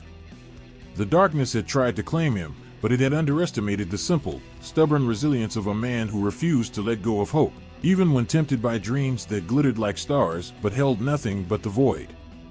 He took another step forward, the path still steep, but his spirit, now tested, remained steadfast. The earth beneath Enoch's feet trembled, like the pulse of ancient wounds that had never healed. Towering shadows stretched across a broken landscape, remnants of a forgotten world that had once been alive with impossible, frightening power. These were not mere ruins, but the skeletal echoes of a cataclysm, a legacy carved into the land by beings whose very existence had defied the order of creation. Massive stones, larger than houses, lay scattered as though a divine hand had swept away a kingdom built in arrogance and blood. Each boulder, every shattered pillar, whispered stories of ruin and echoed the violence that had once stained this land. Enoch walked carefully, almost reverently, through the labyrinth of debris. He couldn't escape the feeling that these stones mourned. Even the air was heavy, charged with a sorrow that pressed against his soul.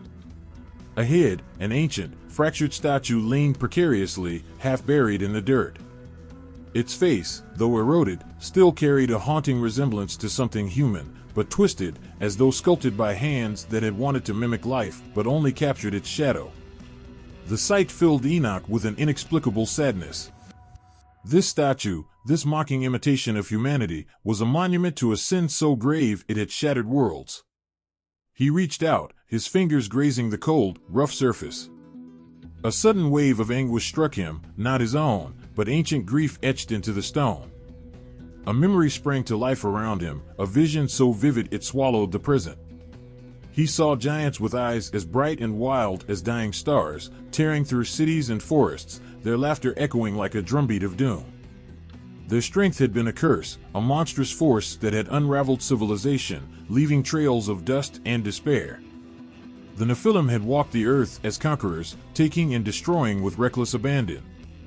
They had been born of forbidden love, of watchers who had seen beauty in mortal women and traded their heavenly grace for earthly desires. But their children had become nightmares, beings of bone and sinew that no one could control, not even the fallen fathers who had given them life. Enoch shuddered at the flashes of slaughter, the cries of the innocent, the earth itself groaning under the weight of unnatural bloodshed. He stumbled backward, and the vision collapsed, leaving him gasping. The ground felt more fragile now, as if he had seen the ghost of what lay beneath. And then he noticed the bones. Scattered, half-buried relics that stretched across the landscape. Some were so massive they could only belong to giants, rib cages the size of small cottages, skulls with teeth like daggers. Grass and weeds grew through the cavities of these ancient skeletons, nature's attempt to heal the scars of past sins. But this was not a graveyard of peace. There was unrest here, a simmering rage that had never truly gone away. The bones seemed to exhale resentment, and anger born from their violent end. Enoch felt his heart thud against his chest, each beat echoing the untold stories of a generation lost to chaos. Their lives had ended as brutally as they had lived, their bodies cast aside by time and covered by the earth as if to hide a shame too terrible to remember. Why did it have to be this way? Enoch found himself whispering to the emptiness. There was no answer, but the silence that followed was a painful one, full of regrets that belonged to no living soul. His mind raced with the weight of what he had seen. The Nephilim were not just creatures of myth, they had been the cruel, physical consequences of broken boundaries. The suffering they had caused wasn't limited to the past. It was an echo that still reverberated, affecting generations that followed, like a poison slowly working through humanity's veins. The wind began to stir, carrying with it faint murmurs. Enoch knew he was not alone. From the shadows of the broken stones emerged more visions, memories sewn into the fabric of this place.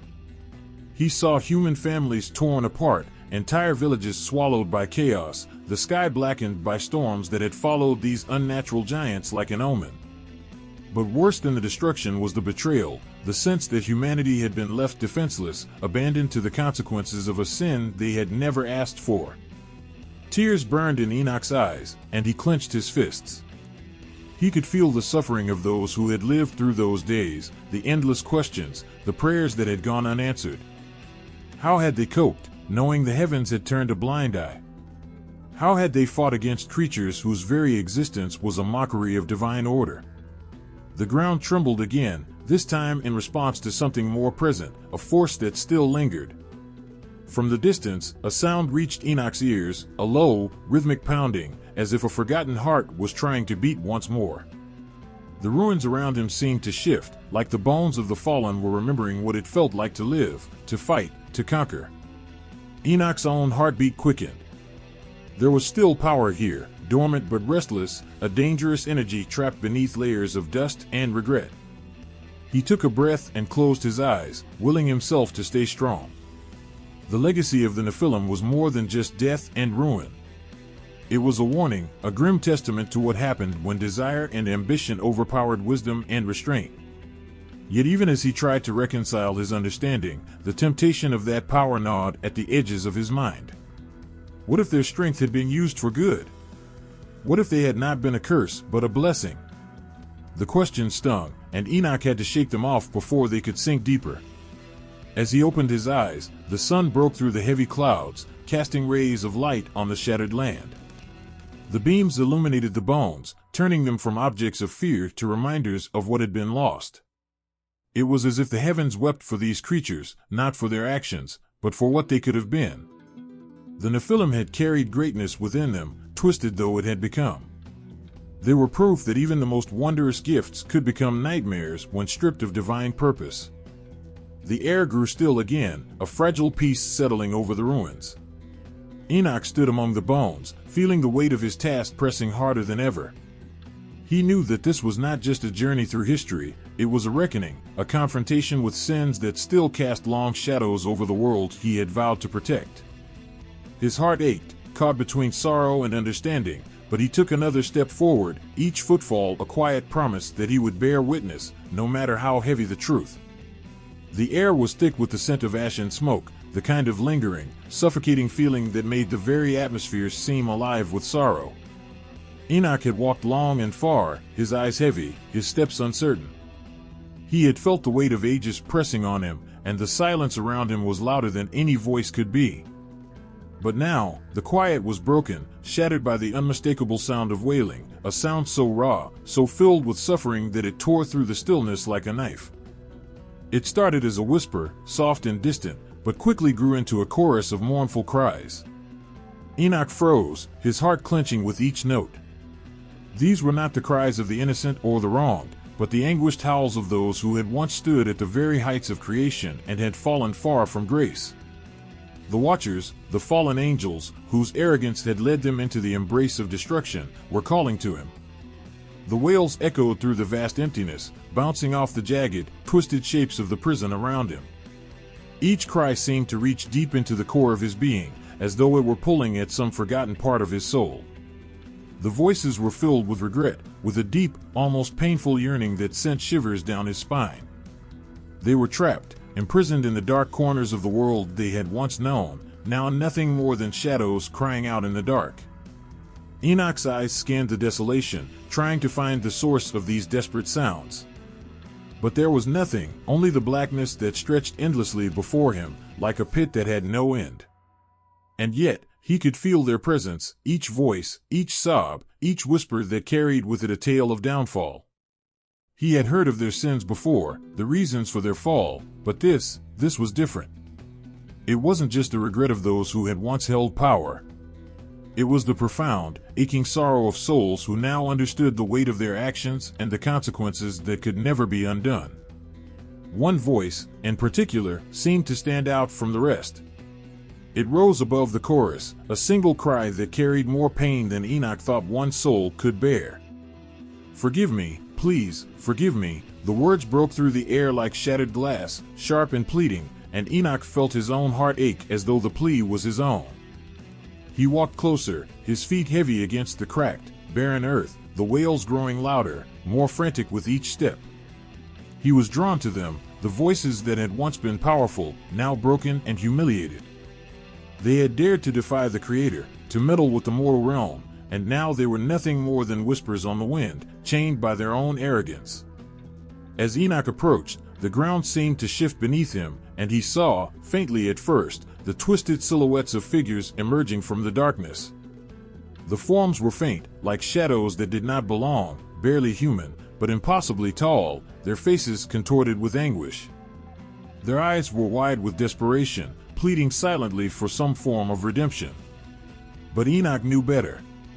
The chains that bound them were unbreakable, forged by the very fire of divine judgment. There would be no forgiveness for them. Not in this place. Not for what they had done. Yet, their suffering echoed in Enoch's chest, reverberating through him like a drumbeat. The voices cried out again, and for a moment, he could hear not just their wails but the stories embedded in them, the stories of their fall, their pride, and the reckless ambition that had driven them to this pit. One voice, shaking with the weight of guilt, began to recount its tale. "We sought more," it whispered, the words the rasp of sorrow. "We thought we could shape the world, make it ours, that we could change the very laws of creation. We believed we were above it all. Above him." The words trailed off into a broken sob, as though the speaker couldn't bear to finish the thought. But we were wrong. So wrong. Enoch's chest tightened.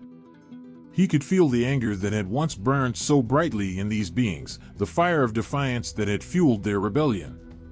But it was gone now, replaced by an overwhelming sense of loss. They had been kings, gods, watching over creation, but all of that had crumbled. All of it had been ripped from them in an instant. The weight of it hung in the air, and Enoch found himself questioning their pride, the choices they had made. How could they have been so blind, so consumed by their own desires that they had not seen the destruction they would cause? The wails, now growing more desperate, were not just cries for mercy, they were the echoes of their regret.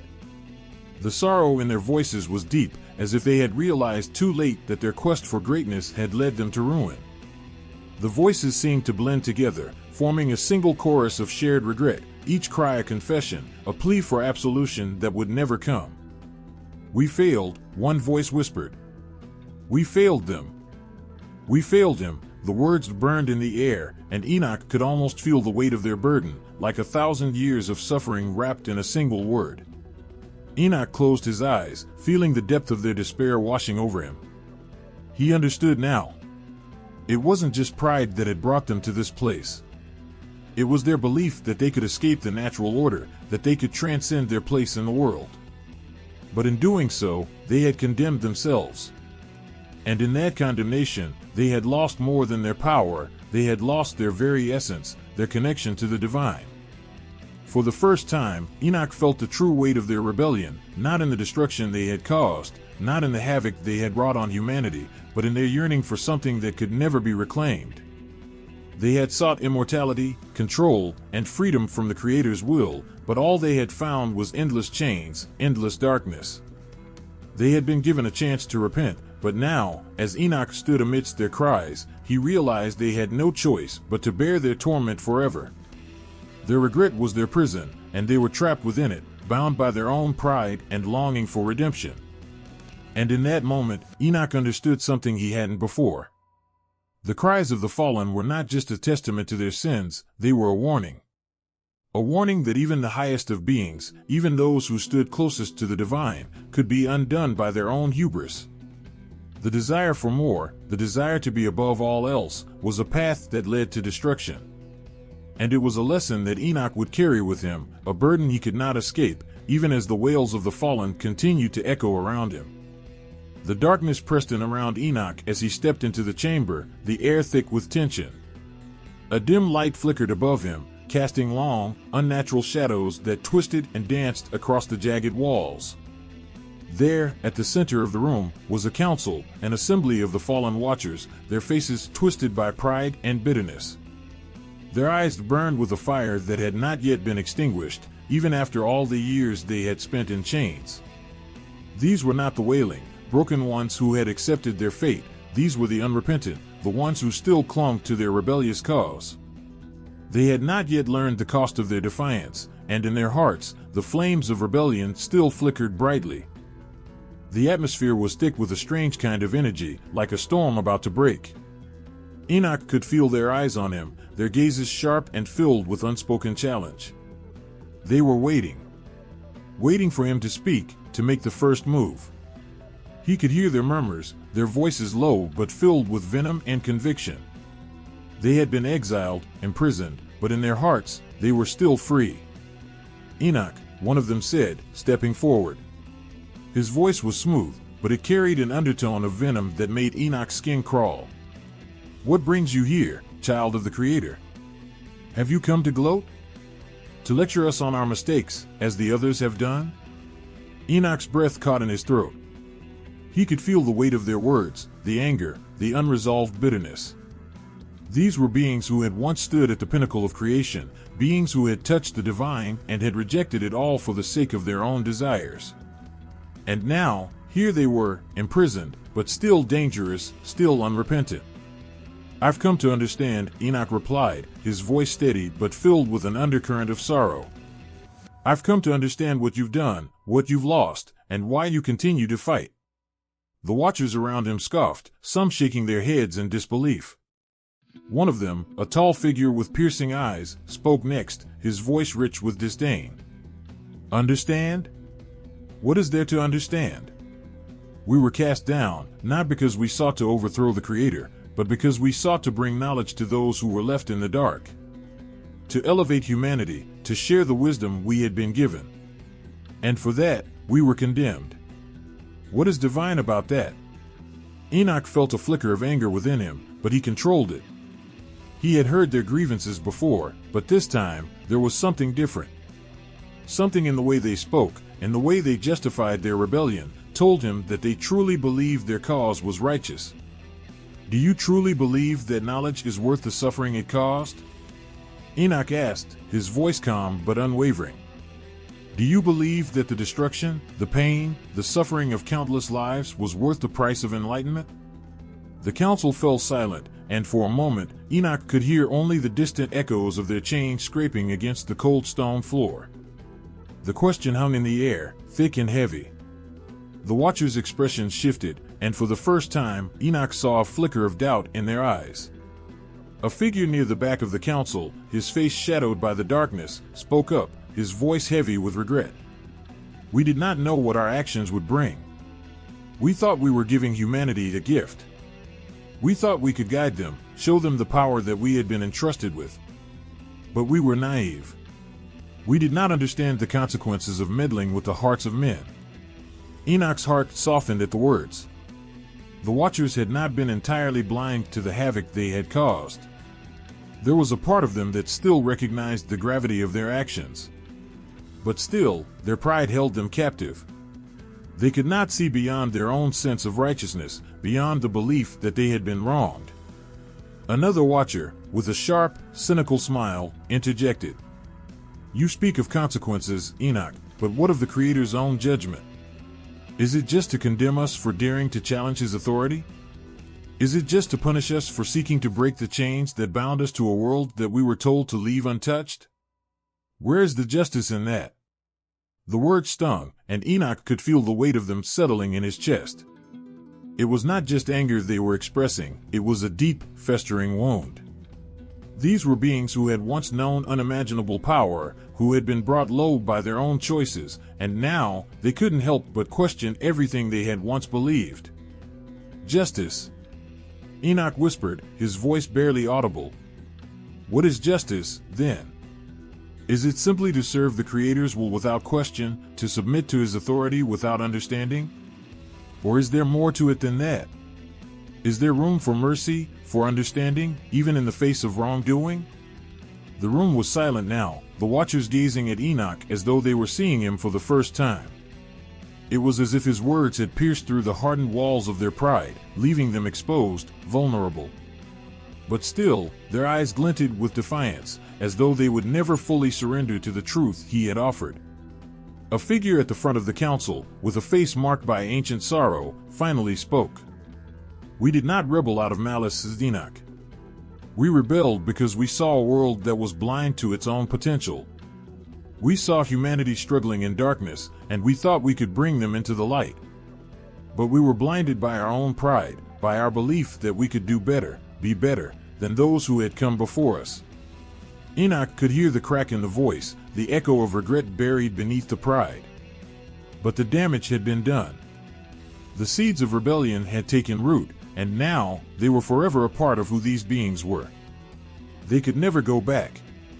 They could never undo the choices they had made. What now? Enoch asked, his voice heavy with sorrow. What will you do with this knowledge? With the regret, with the anger, with the pride that still festers in your hearts? The council remained silent, their faces unreadable. The debate had shifted from anger to something deeper, something more reflective. But the rift was still there, between the watchers and the Creator, between pride and humility, between rebellion and redemption. Enoch stood in the center of the room, watching the council of fallen angels. They were prisoners of their own making, and the chains that bound them were more than just iron. They were bound by their own desire for more, for power, for a place beyond what had been ordained for them. And no matter how much they argued, no matter how much they pleaded, they would never be free of the price they had paid. Enoch stood before a great, ancient altar, its surface gleaming with an otherworldly light. In front of him lay a vast tome, its pages thick and worn, glowing softly as though imbued with the very essence of the universe. The Book of Fates. Its presence was both awe-inspiring and unnerving. It hummed with a quiet power, a pulse that seemed to echo the rhythm of the cosmos itself. This was no ordinary book. It held within it the threads of every life, every choice, every path, every twist in the grand design of the universe. As Enoch gazed upon it, he could feel the weight of its knowledge pressing against him, heavy and infinite. A presence moved beside him, soft but unmistakable. It was the angel who had guided him this far, a figure of calm certainty. "You stand before the book of fates, Enoch. Here, every story is written. Every soul, every action, every consequence." The voice was gentle, but it carried a depth of understanding that Enoch could not yet fully comprehend. Enoch's breath caught in his throat as he reached out, his fingers trembling ever so slightly.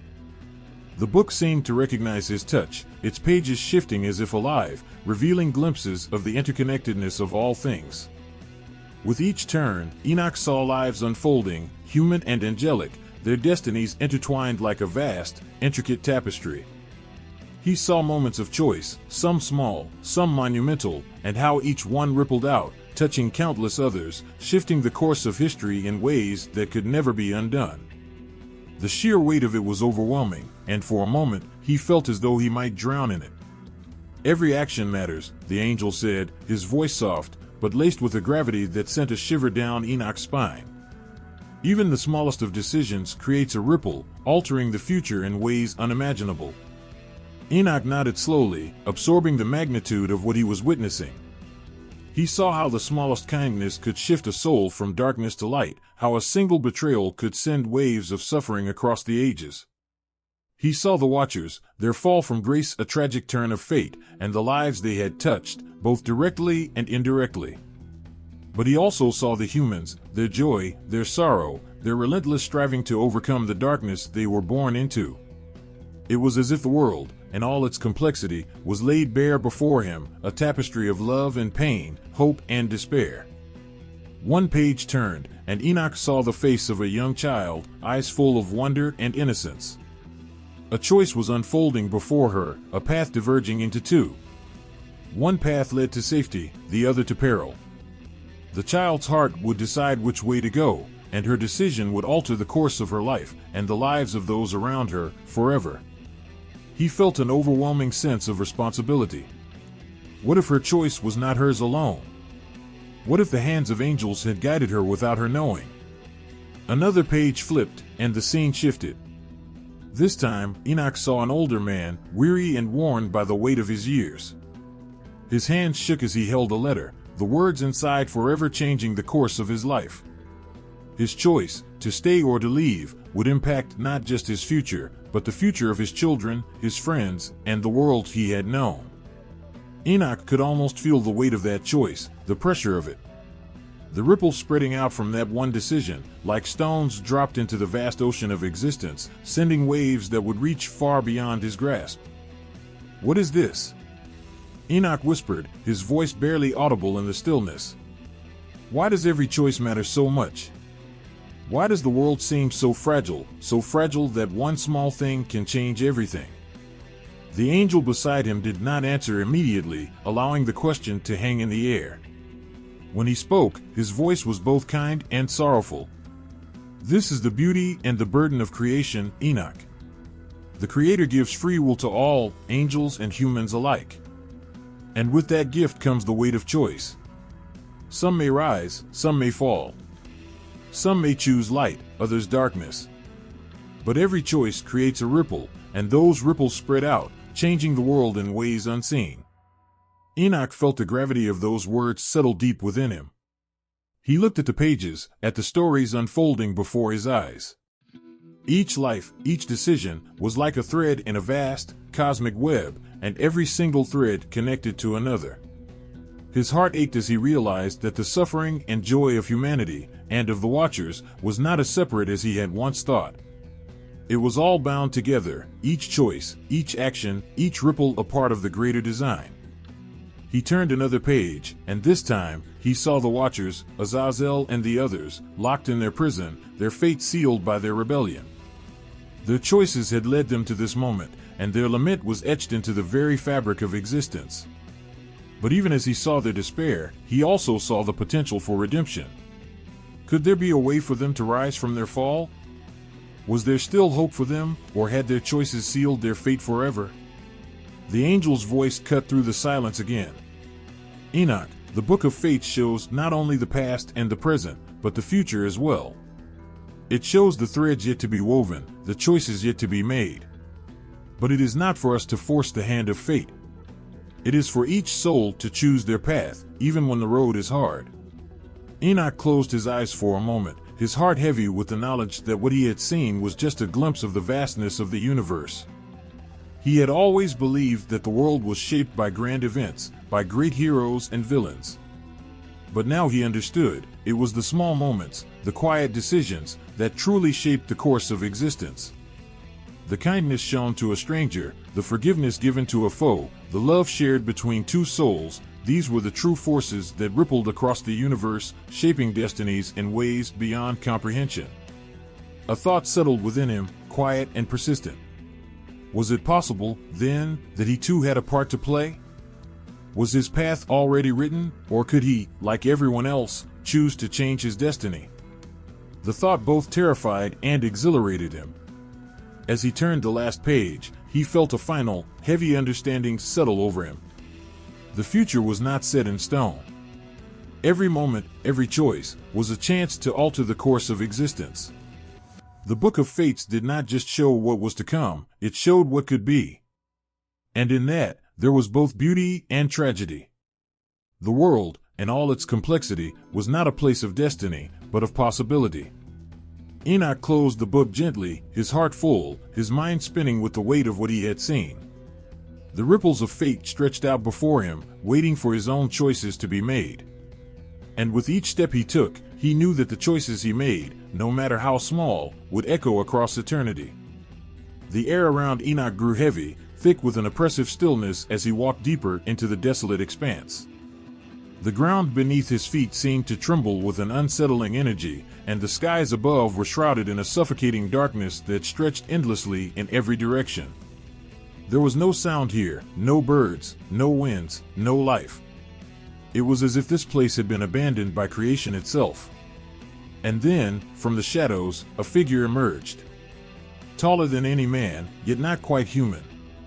His wings were immense, black as the void, their edges trailing into nothingness, as though they were part of the very fabric of the abyss. His eyes burned with an eerie, unyielding light, cold and merciless, yet not without a sorrow buried deep within them. Enoch stood frozen for a moment, the weight of the figure's presence almost suffocating him. This was no ordinary angel. This was Abaddon, the angel of the abyss, the one who guarded the most corrupted of the fallen. "You are brave to come here," the voice came, low and rumbling, like the distant thunder before a storm. Each word felt like it vibrated in the depths of Enoch's soul, as if the very air around him was charged with a dark, terrible power. Abaddon's eyes bore into Enoch, and for a fleeting second, Enoch felt his body tremble with a primal fear that he couldn't control. The angel's power was palpable, like the earth itself had come alive and was staring back at him, challenging him to stay. "I have seen the corruption you guard," Enoch said, his voice steady, but his heart was racing. "What is it that lies in the deepest corners of this place?" Abaddon's lips curled into a sad, almost bitter smile. "Corruption," he echoed softly. "That is only part of it. There is much more than you know.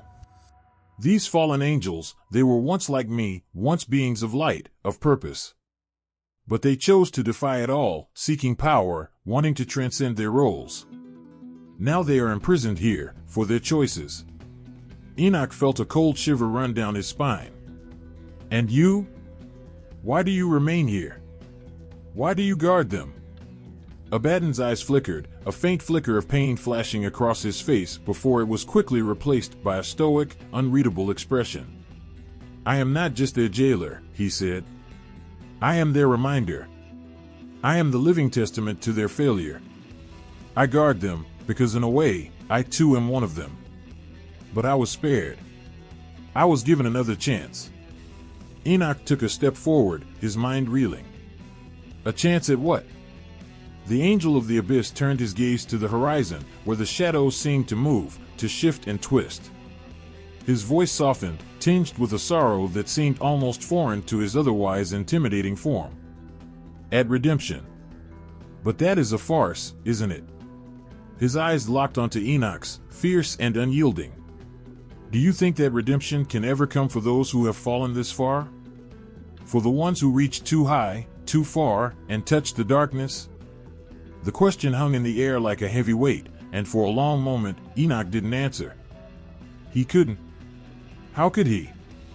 How could he claim to understand the depth of that fall, the agony of a soul that had strayed so far from grace that no light could find it again?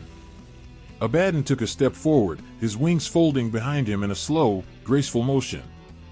He loomed over Enoch, casting a long shadow that seemed to stretch into eternity.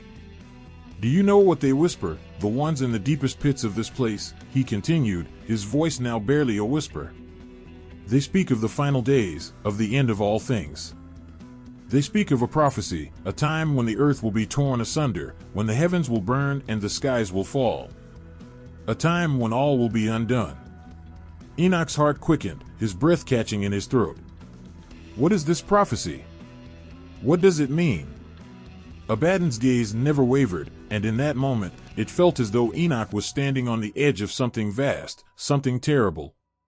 "It is the promise of the end, Enoch. The end of this world and the beginning of another, forged from the ashes of everything that came before. A world where there will be no more light, no more dark. No more good or evil, no more choice. Everything will be destroyed, remade in fire and blood. And in the center of it all, the last of the fallen will stand, waiting." Enoch's mind spun with the weight of the angel's words. The thought of an end, of everything, of all the souls, all the choices, all the lives and stories ending in one final, inevitable moment, was enough to make him want to turn away, to run from the very thought of it. But there was something about Abaddon's words, the way he spoke of it, that felt strangely familiar. As though it had always been there, waiting in the dark corners of his mind. "Is this your doing?" Enoch asked, his voice a bit shaky, but he held his ground. "Is this the fate you seek to bring?" Abaddon looked at him then, his expression unreadable. "I do not seek it. I do not choose it. But I know what awaits. You see, we cannot escape what we are. We cannot undo what has been done." His wings unfurled behind him like a great storm cloud, dark and foreboding. "I guard the fallen, but I too am bound by the weight of their choices. Their fate is my fate. And in the end, all things must return to the abyss." Enoch felt a knot tighten in his chest. The darkness, the finality of it all, it was like a weight pushing down on him. It was as if he could feel the terrible truth of Abaddon's words pressing in from all sides. There was no escape. The prophecy was there, woven into the fabric of the universe, waiting to be fulfilled. The end was coming, and it was inevitable. Abaddon's voice broke through the silence, soft but filled with a strange finality. "You will see, Enoch. The end is coming. The world will burn, and when it does, the fallen will rise again. The question is, will you be ready?" And with that, the angel of the abyss stepped back into the shadows, his wings folding tightly around him as the dark world shifted and trembled. Enoch was left standing alone, his heart heavy with the weight of what he had learned. The prophecy had been set in motion long ago, and now nothing would stop it. Enoch stood at the threshold, staring up at the narrow opening before him. The towering gates of the prison had been left behind, but his heart weighed heavy with the experiences he'd carried from those dark, hollow depths. The air here was different. Lighter, though it still held the weight of countless decisions made and lives lived. He could feel the pull, a beckoning to something far beyond him, something higher. The path before him seemed endless, stretching upward, rising into places he couldn't see. His feet moved of their own accord, each step leading him into the unknown, toward something that felt like both an end and a beginning. Each realm he passed through seemed to shimmer and shift, as though they were part of a dream, surreal and fragile. It was a world of contrasts, both soft and sharp at once, pulling at the corners of his soul. As he ascended, the first place he entered was a vast, empty expanse. No ground. No sky. Just light. A soft, golden glow wrapped around him, but it wasn't bright, it was warm, familiar, comforting. It felt like the embrace of something ancient, something that had always been there, waiting. The silence here wasn't oppressive, but peaceful, like the calm after a storm. Yet in the stillness, Enoch's thoughts began to stir. He had seen horrors. He had witnessed pride, ambition, rebellion, and regret.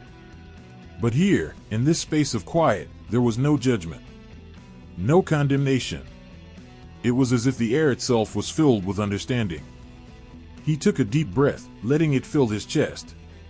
The light seemed to seep into him, healing, soothing the raw parts of his soul that had been scarred by all he had witnessed. Was this what divine forgiveness felt like? Was it a kind of release, a letting go of all that had been broken? Then, the light seemed to shift. The golden hue deepened, growing richer, like the fading warmth of a setting sun. And from the edge of his vision, a figure appeared, a shadow against the glow, but not dark. No, it was something entirely different. It was the shape of a person, but its presence was unnameable. It felt like grace itself, intangible yet overwhelming, as though it stood outside of time. It was more than a figure, it was the embodiment of understanding. The figure reached out a hand, and though no words were spoken, Enoch knew what it meant. He took the hand, and as soon as his skin touched it, a rush of emotion surged through him. There were no grand explanations, no booming voices from above. Only the deep, unspoken knowledge that redemption was not earned by one's own power, but by the willingness to let go of everything, pride, anger, regret, and simply accept. The figure vanished, leaving Enoch standing in the center of the glowing expanse, the understanding lingering in the air like an aftertaste. His mind whirled. Could he accept that kind of forgiveness, that kind of peace, after everything he had seen? The question gnawed at him, but there was no time to ponder further. The ascent continued, and with it, more lessons waited. He moved on, passing through yet another shifting landscape, this one darker, cooler, as if the light had been dimmed. Here, the very air seemed to pulse with the weight of something heavy, a burden. In the distance, the faint sounds of murmuring voices drifted to him. The soft whimper of pain, the sound of pleading, were they souls lost in their own suffering, or those seeking forgiveness? He wasn't sure. But something in the air told him that here, more than in the light-filled place before, he would come face to face with something deeper. As he walked through the dimness, a figure appeared once more. This time, it was not as gentle, not as graceful. It was a figure bound in chains, shackles of dark iron that glistened with a strange, cursed glow. The chains rattled, dragging the figure's movements, and yet, there was a strength in its gaze. The figure spoke without words, but Enoch understood. This was not a figure of defeat, it was a figure of resistance. It was an image of those who refused to bow, who defied, and yet, they were here, imprisoned in their own choices. The chains rattled louder, and Enoch felt a pulse of cold, a stark contrast to the warmth of the golden light. His chest tightened with the weight of what the figure represented, rebellion, defiance, the consequences of ambition. And yet, there was something else buried beneath that cold, beneath the chains. There was an echo of something that longed for release, for understanding, for the chance to rise above what had been done. The figure locked eyes with him, and in that moment, Enoch understood, forgiveness didn't just come for the innocent, it was for the lost, the broken, the ones who had strayed too far but still longed for a way out. Even in the deepest shadows, there was a flicker of hope, however faint. He turned away, continuing his ascent. And now, the landscape changed once more. The air grew crisp, the ground beneath his feet hard and steady. He looked around and saw, far in the distance, the faintest outline of a figure standing at the edge of a precipice. The figure seemed to be looking out into the vast, starless night, its face hidden in the shadow of a wide, dark hood. It was alone. Enoch approached slowly, not knowing why he was drawn to this particular figure, but something told him that here lay the final lesson. As he drew nearer, the figure turned, its face still obscured, but there was something deeply familiar in the silhouette. A voice, soft and compassionate, echoed through the quiet space. "You wonder what it means to be redeemed," the voice said, gentle yet filled with the weight of countless lives. "It is not a single act, not a moment of grace that can undo all that has been done. It is a life, one that continues in the face of the darkness. A life that chooses, day after day, to rise above the past, to forgive, and to strive forward." Enoch stood still, the words sinking into him like drops of water into the earth. What was redemption if not the choice to keep moving forward, even when it seemed impossible? The figure turned back toward the horizon, disappearing into the darkness beyond. And Enoch understood. The ascent had not just been physical, it had been a journey through his own soul. Each lesson, each encounter, had taken him closer to an understanding that stretched beyond his ability to grasp, but still felt true. As he stood there, looking into the endless horizon, Enoch knew that whatever was coming, whatever lay beyond this moment, he had already learned the most important thing. The mystery of redemption was not a question to be answered in an instant. It was a process, a journey of choices made and lessons learned. And somehow, that was enough. A sudden hush fell over everything, as though time itself had paused. The world around Enoch blurred, the air thickening with an invisible weight, until, without warning, a vision unfurled before him. It started with a single spark, a light so faint it was barely there, but it grew, expanding slowly, stretching beyond the horizon, beyond what the eyes could see. He found himself standing at the edge of a vast, sweeping landscape, unlike any he had ever known. The world stretched before him like a canvas in the making, vibrant, filled with color and potential. Cities rose in the distance, their gleaming spires touching the sky. People moved through them, their lives intertwined, yet distant from each other. There was a sense of promise in the air, a tangible hope that hummed through the very earth beneath his feet. But even in this moment of beauty, something was wrong. The harmony of the scene was fragile, as if it could shatter at any given moment. Enoch's heart tightened as he saw flashes of discord rippling through the landscape. The people, though full of potential, seemed to teeter on the edge of a precipice. He saw the greed in their eyes, the hunger for power, the desire to control one another. It was a dangerous cycle, one that threatened to repeat the mistakes of the past. His gaze shifted, drawn to another part of the vision. A group of people gathered around a great tree, its branches heavy with fruit. They looked to it for sustenance, for wisdom, but some were distracted, their eyes fixed elsewhere, their hearts set on other pursuits. They fought for control of the tree, each one trying to claim the fruit as their own. But instead of growth, the fruit withered in their hands, leaving only emptiness. Enoch's chest tightened. He could feel the struggle of these people, the push and pull of their desires. They were torn between something deep within them, the potential for grace, for compassion, for unity, and the pull of something darker, something that whispered promises of power and control. He could see it in their faces, the potential for both destruction and redemption, side by side, as if they were two forces constantly in conflict, fighting for dominance. But then, through the chaos, a light shone. It was not the blinding light of power, nor the hollow glow of vanity. It was a gentle light, a soft glow that reached out to touch the hearts of those around it. One by one, the people began to notice. They stopped fighting, and for a moment, they simply listened. They felt the warmth of the light on their skin, in their hearts, and in that moment, they remembered something they had forgotten, a truth that had always been there, waiting to be rediscovered.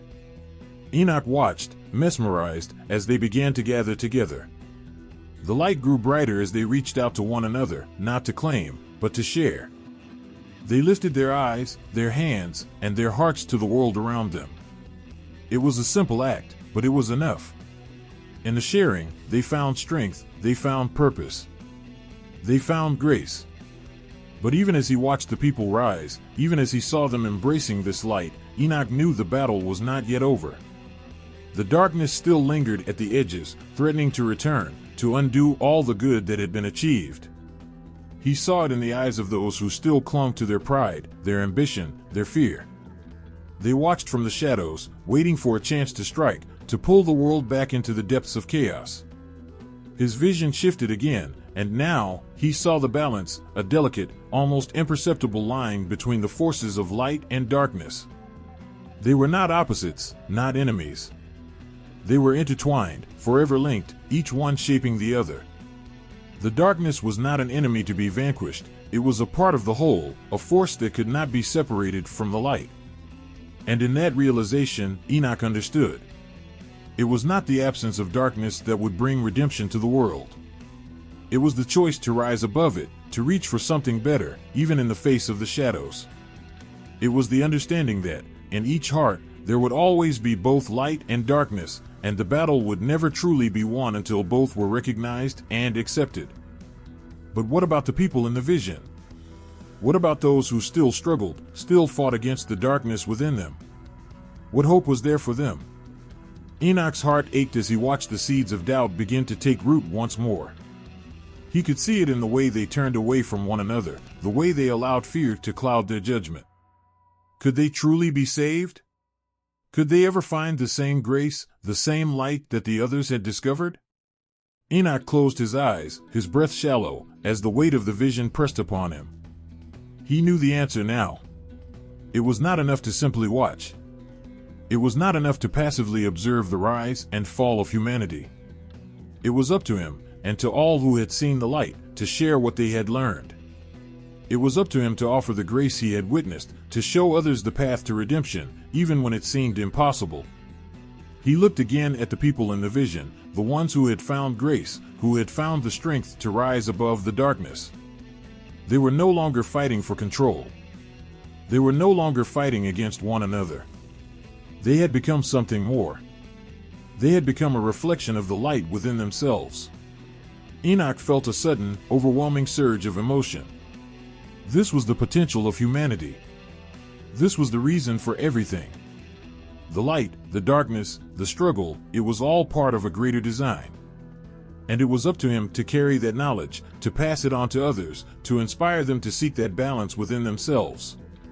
As the vision began to fade, as the light slowly dimmed, Enoch stood there, rooted to the ground, knowing that his role had only just begun. The future was uncertain, but the vision had shown him something he could never forget, that in the end, it was not the power of the darkness, nor the overwhelming brilliance of the light, that would shape the world. It was the choices of those who lived within it, the choices to reach for the light, to forgive, to share, to rise above. And in those choices, he knew, lay the true potential of humanity. Enoch stood at the edge of a vast, unending void, the silence around him thick and oppressive. It wasn't just the absence of sound, it was as if even time itself had paused, holding its breath. In the distance, beyond the emptiness, something stirred. It was a feeling, more than a sight, like the world was about to shift, about to reveal something that had been hidden for ages. A cold wind blew, though no breeze touched the ground where he stood. He shivered, not from the chill, but from the weight of what was about to unfold. Something was coming, something he could not escape. And it was in this moment, when all felt still, that the vision arrived. At first, it was only a whisper, faint and far away. But the whisper grew louder, clearer. It was a voice, not of a man or an angel, but something ancient, something beyond words, speaking directly into his mind. The end is near, Enoch. The end of the Watchers, the end of humanity, and the end of the cosmic order itself. The words sank into his heart like cold steel, and he could feel the truth of them resonate deep within him. He had always known, in the recesses of his soul, that the world was teetering on the edge of something monumental, but hearing it spoken aloud, and such certainty, sent a ripple of dread through him. He wasn't just witnessing this end, somehow, he was connected to it, tied to it in ways he could not yet understand. The vision sharpened, pulling him forward, and the void around him cracked open like a fragile shell. Before him appeared the great expanse of a battlefield, an endless war, stretching across time, waged between light and darkness. And in the center of it, like a blackened star, the Watchers hovered, bound by chains that were as much a part of them as their wings. They were not the proud, defiant beings of legend. They were broken, weary, stripped of their power, their rebellion no longer a fire, but a fading ember. But even in their degradation, there was something fierce in their eyes. A lingering spark of rebellion remained, a bitter longing to be free, to rise again and reclaim what had been lost. The world around them was shifting, warping, as though their very presence bent reality itself. Enoch could feel their pain, their regret, their shame, but also their fury. Their fate was sealed, but they still clung to the belief that they were right, that they had been wronged by a higher power. The idea that redemption was beyond their grasp stung like a cruel lie, one they refused to accept. As their cries echoed in the vastness, the anger in their voices rose, mingling with the sound of thunder, of destruction, of worlds collapsing. And then, just as quickly as the scene had appeared, it vanished, leaving only a deeper emptiness in its wake. The silence was deafening now. Enoch could feel the weight of what he had just witnessed in the deepest pit of his stomach. But there was more. The prophecy was not finished. A new scene emerged, darker than the last. This time, there were no stars, no light, only an endless void stretching across eternity, a deep, consuming blackness. It was the same void that he had felt before, but now, it pressed in closer, suffocating, threatening to swallow everything. In the midst of the darkness, humanity stood, a fragile, imperfect thing, scattered, struggling to survive in a world on the brink of collapse. He saw their faces, faces full of hope, full of fear, some smiling, others crying, but all carrying a burden of doubt and confusion. The weight of their decisions, of the endless choices that had shaped their fate, hung heavily in the air, like a storm cloud ready to burst. Their eyes darted from side to side, searching for something, anything, to hold on to. Some were caught in the snare of ambition, their hearts filled with greed and selfish desire. Others reached out for the light, the last glimmer of hope, but the darkness pressed in from all sides, suffocating their efforts. He saw their choices laid bare, the decisions that had led them to this moment. 1,000 paths, 1,000 lives, converging on the edge of something terrible.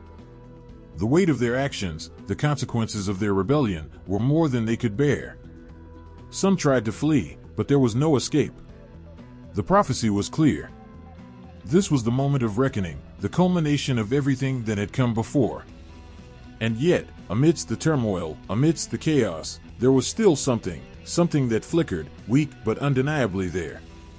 A spark of grace, of redemption, was present in every heart, buried beneath layers of fear, pride, and regret.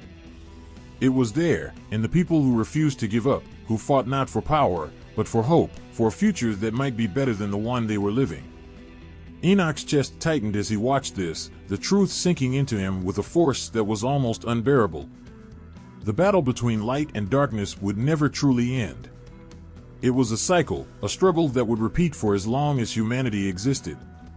The Watchers had fallen, but they were not the only ones who would be tempted by pride, by the allure of forbidden power.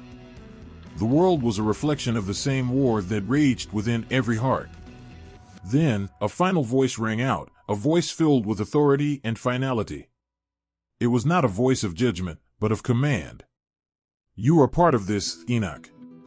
You will guide them, for you understand what they cannot see.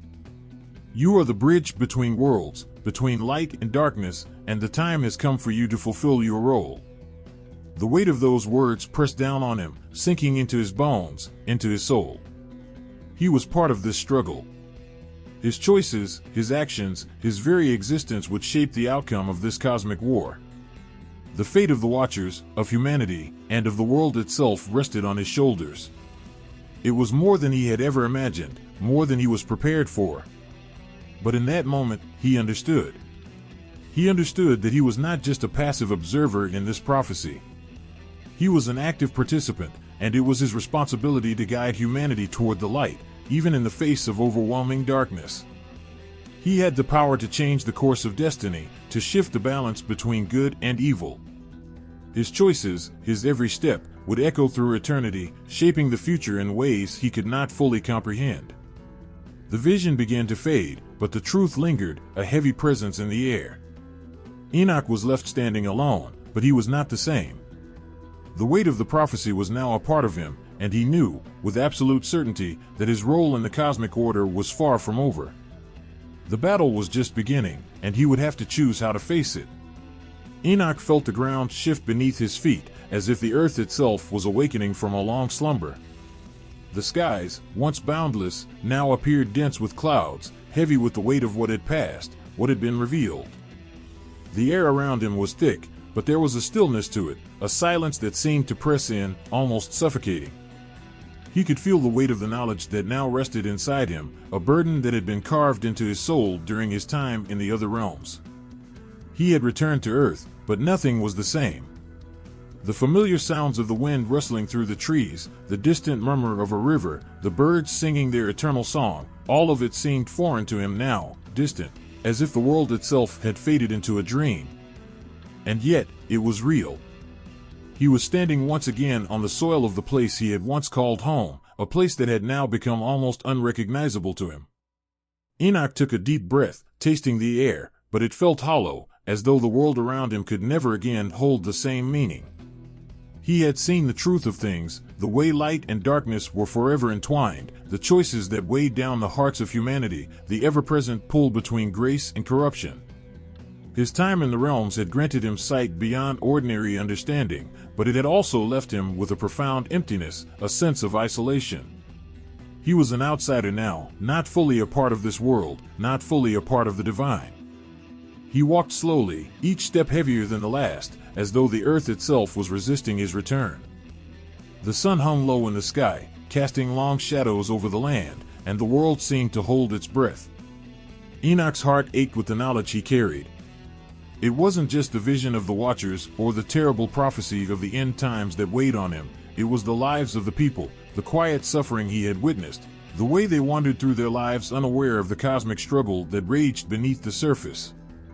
He knew, deep within him, that this was not just a personal revelation. It was something far greater, something that had to be shared. He had been shown the path of redemption, the consequences of every choice, and the fragile balance between good and evil. And yet, he also knew that not everyone was ready for the truth. Some truths were too heavy for the heart to bear, too sharp for the mind to grasp. He had seen enough to know that there were few who could understand the full weight of what had been revealed to him. He found a quiet place, a secluded grove, where the trees stood tall, their branches reaching toward the heavens, as if trying to grasp the fleeting light. It was here, amidst the quiet murmur of nature, that Enoch began to write. His hands, though weary, moved with a purpose, a sense of urgency. He could feel the weight of the words as they flowed onto the parchment, each sentence a record of the cosmic order he had seen, a map of the struggle between light and darkness that would one day unfold in the lives of those who came after him. The ink seemed to burn on the page as he wrote, each word carrying the burden of the knowledge he had received. It was a knowledge that could change the world, but it was also a knowledge that could destroy it. And so, he wrote carefully, with the understanding that only a few would be able to bear the weight of what he had seen. The chosen few. The ones who would carry the knowledge forward, who would understand the deeper truths of existence, who would know that the battle between light and darkness was not just a celestial war, but a war that raged within the hearts of every living being. Enoch's thoughts drifted as his pen moved across the page. He thought of the Watchers, of their pride and their fall, and he understood them now in a way he never had before. They had been driven by the same forces that drove humanity: ambition, desire, the thirst for power and understanding. But their fall had come when they had forgotten the one thing that could have saved them, the simple truth that all beings, no matter how great or small, were bound by the same law, the law of balance, the law of humility. They had fallen because they believed they could shape the world in their image, without understanding that true power lay in surrender and accepting their place within the divine design. He paused, his hand trembling slightly as he thought of the prophecy he had witnessed. The end times. The final reckoning. The thought of it sent a shiver down his spine, and for a moment, the ink on the page blurred before his eyes. But it was not the prophecy itself that haunted him, it was the knowledge that the fate of all things was tied to the choices of those who lived. The darkness that had once fallen upon the Watchers would one day fall upon humanity, unless they chose a different path. And that was the responsibility Enoch now carried. It was his burden to bear, to guide the souls of the living toward a future that could be saved, a future where redemption was not just a distant hope, but a real possibility. Enoch leaned back, closing his eyes for a moment, letting the weight of the world settle on his shoulders. It was a burden he had not asked for, but one he could no longer escape. He had been shown the truth, and now, it was up to him to ensure that truth was not lost, that the future generations would have the chance to choose, to rise above the darkness, to seek the light. As the last rays of the sun dipped below the horizon, Enoch felt a sense of quiet resolve settle within him. The world had not been created for him alone, and the truth was not his to keep. He had been given a vision, a glimpse of what could be, and it was his duty to share it with those who could listen, who could understand. The night was falling, But Enoch no longer felt lost in the dark. He had his path ahead of him, and though it was uncertain and filled with trials, it was a path he would walk with purpose. With the final stroke of his pen, he sealed the book he had written, knowing that the future was not just in his hands, but in the hands of those who would come after him. And in the quiet of that moment, as the world continued to spin on, he realized that his journey was far from over. The return to Earth had not been an end, but a beginning. The weight of his revelations would guide him, and the knowledge he had received would ripple out into the world, just as the choices of every person shaped the course of destiny. He had witnessed the final prophecy, but in the end, it was not the end that mattered. It was the choices made along the way, that would decide the fate of all things.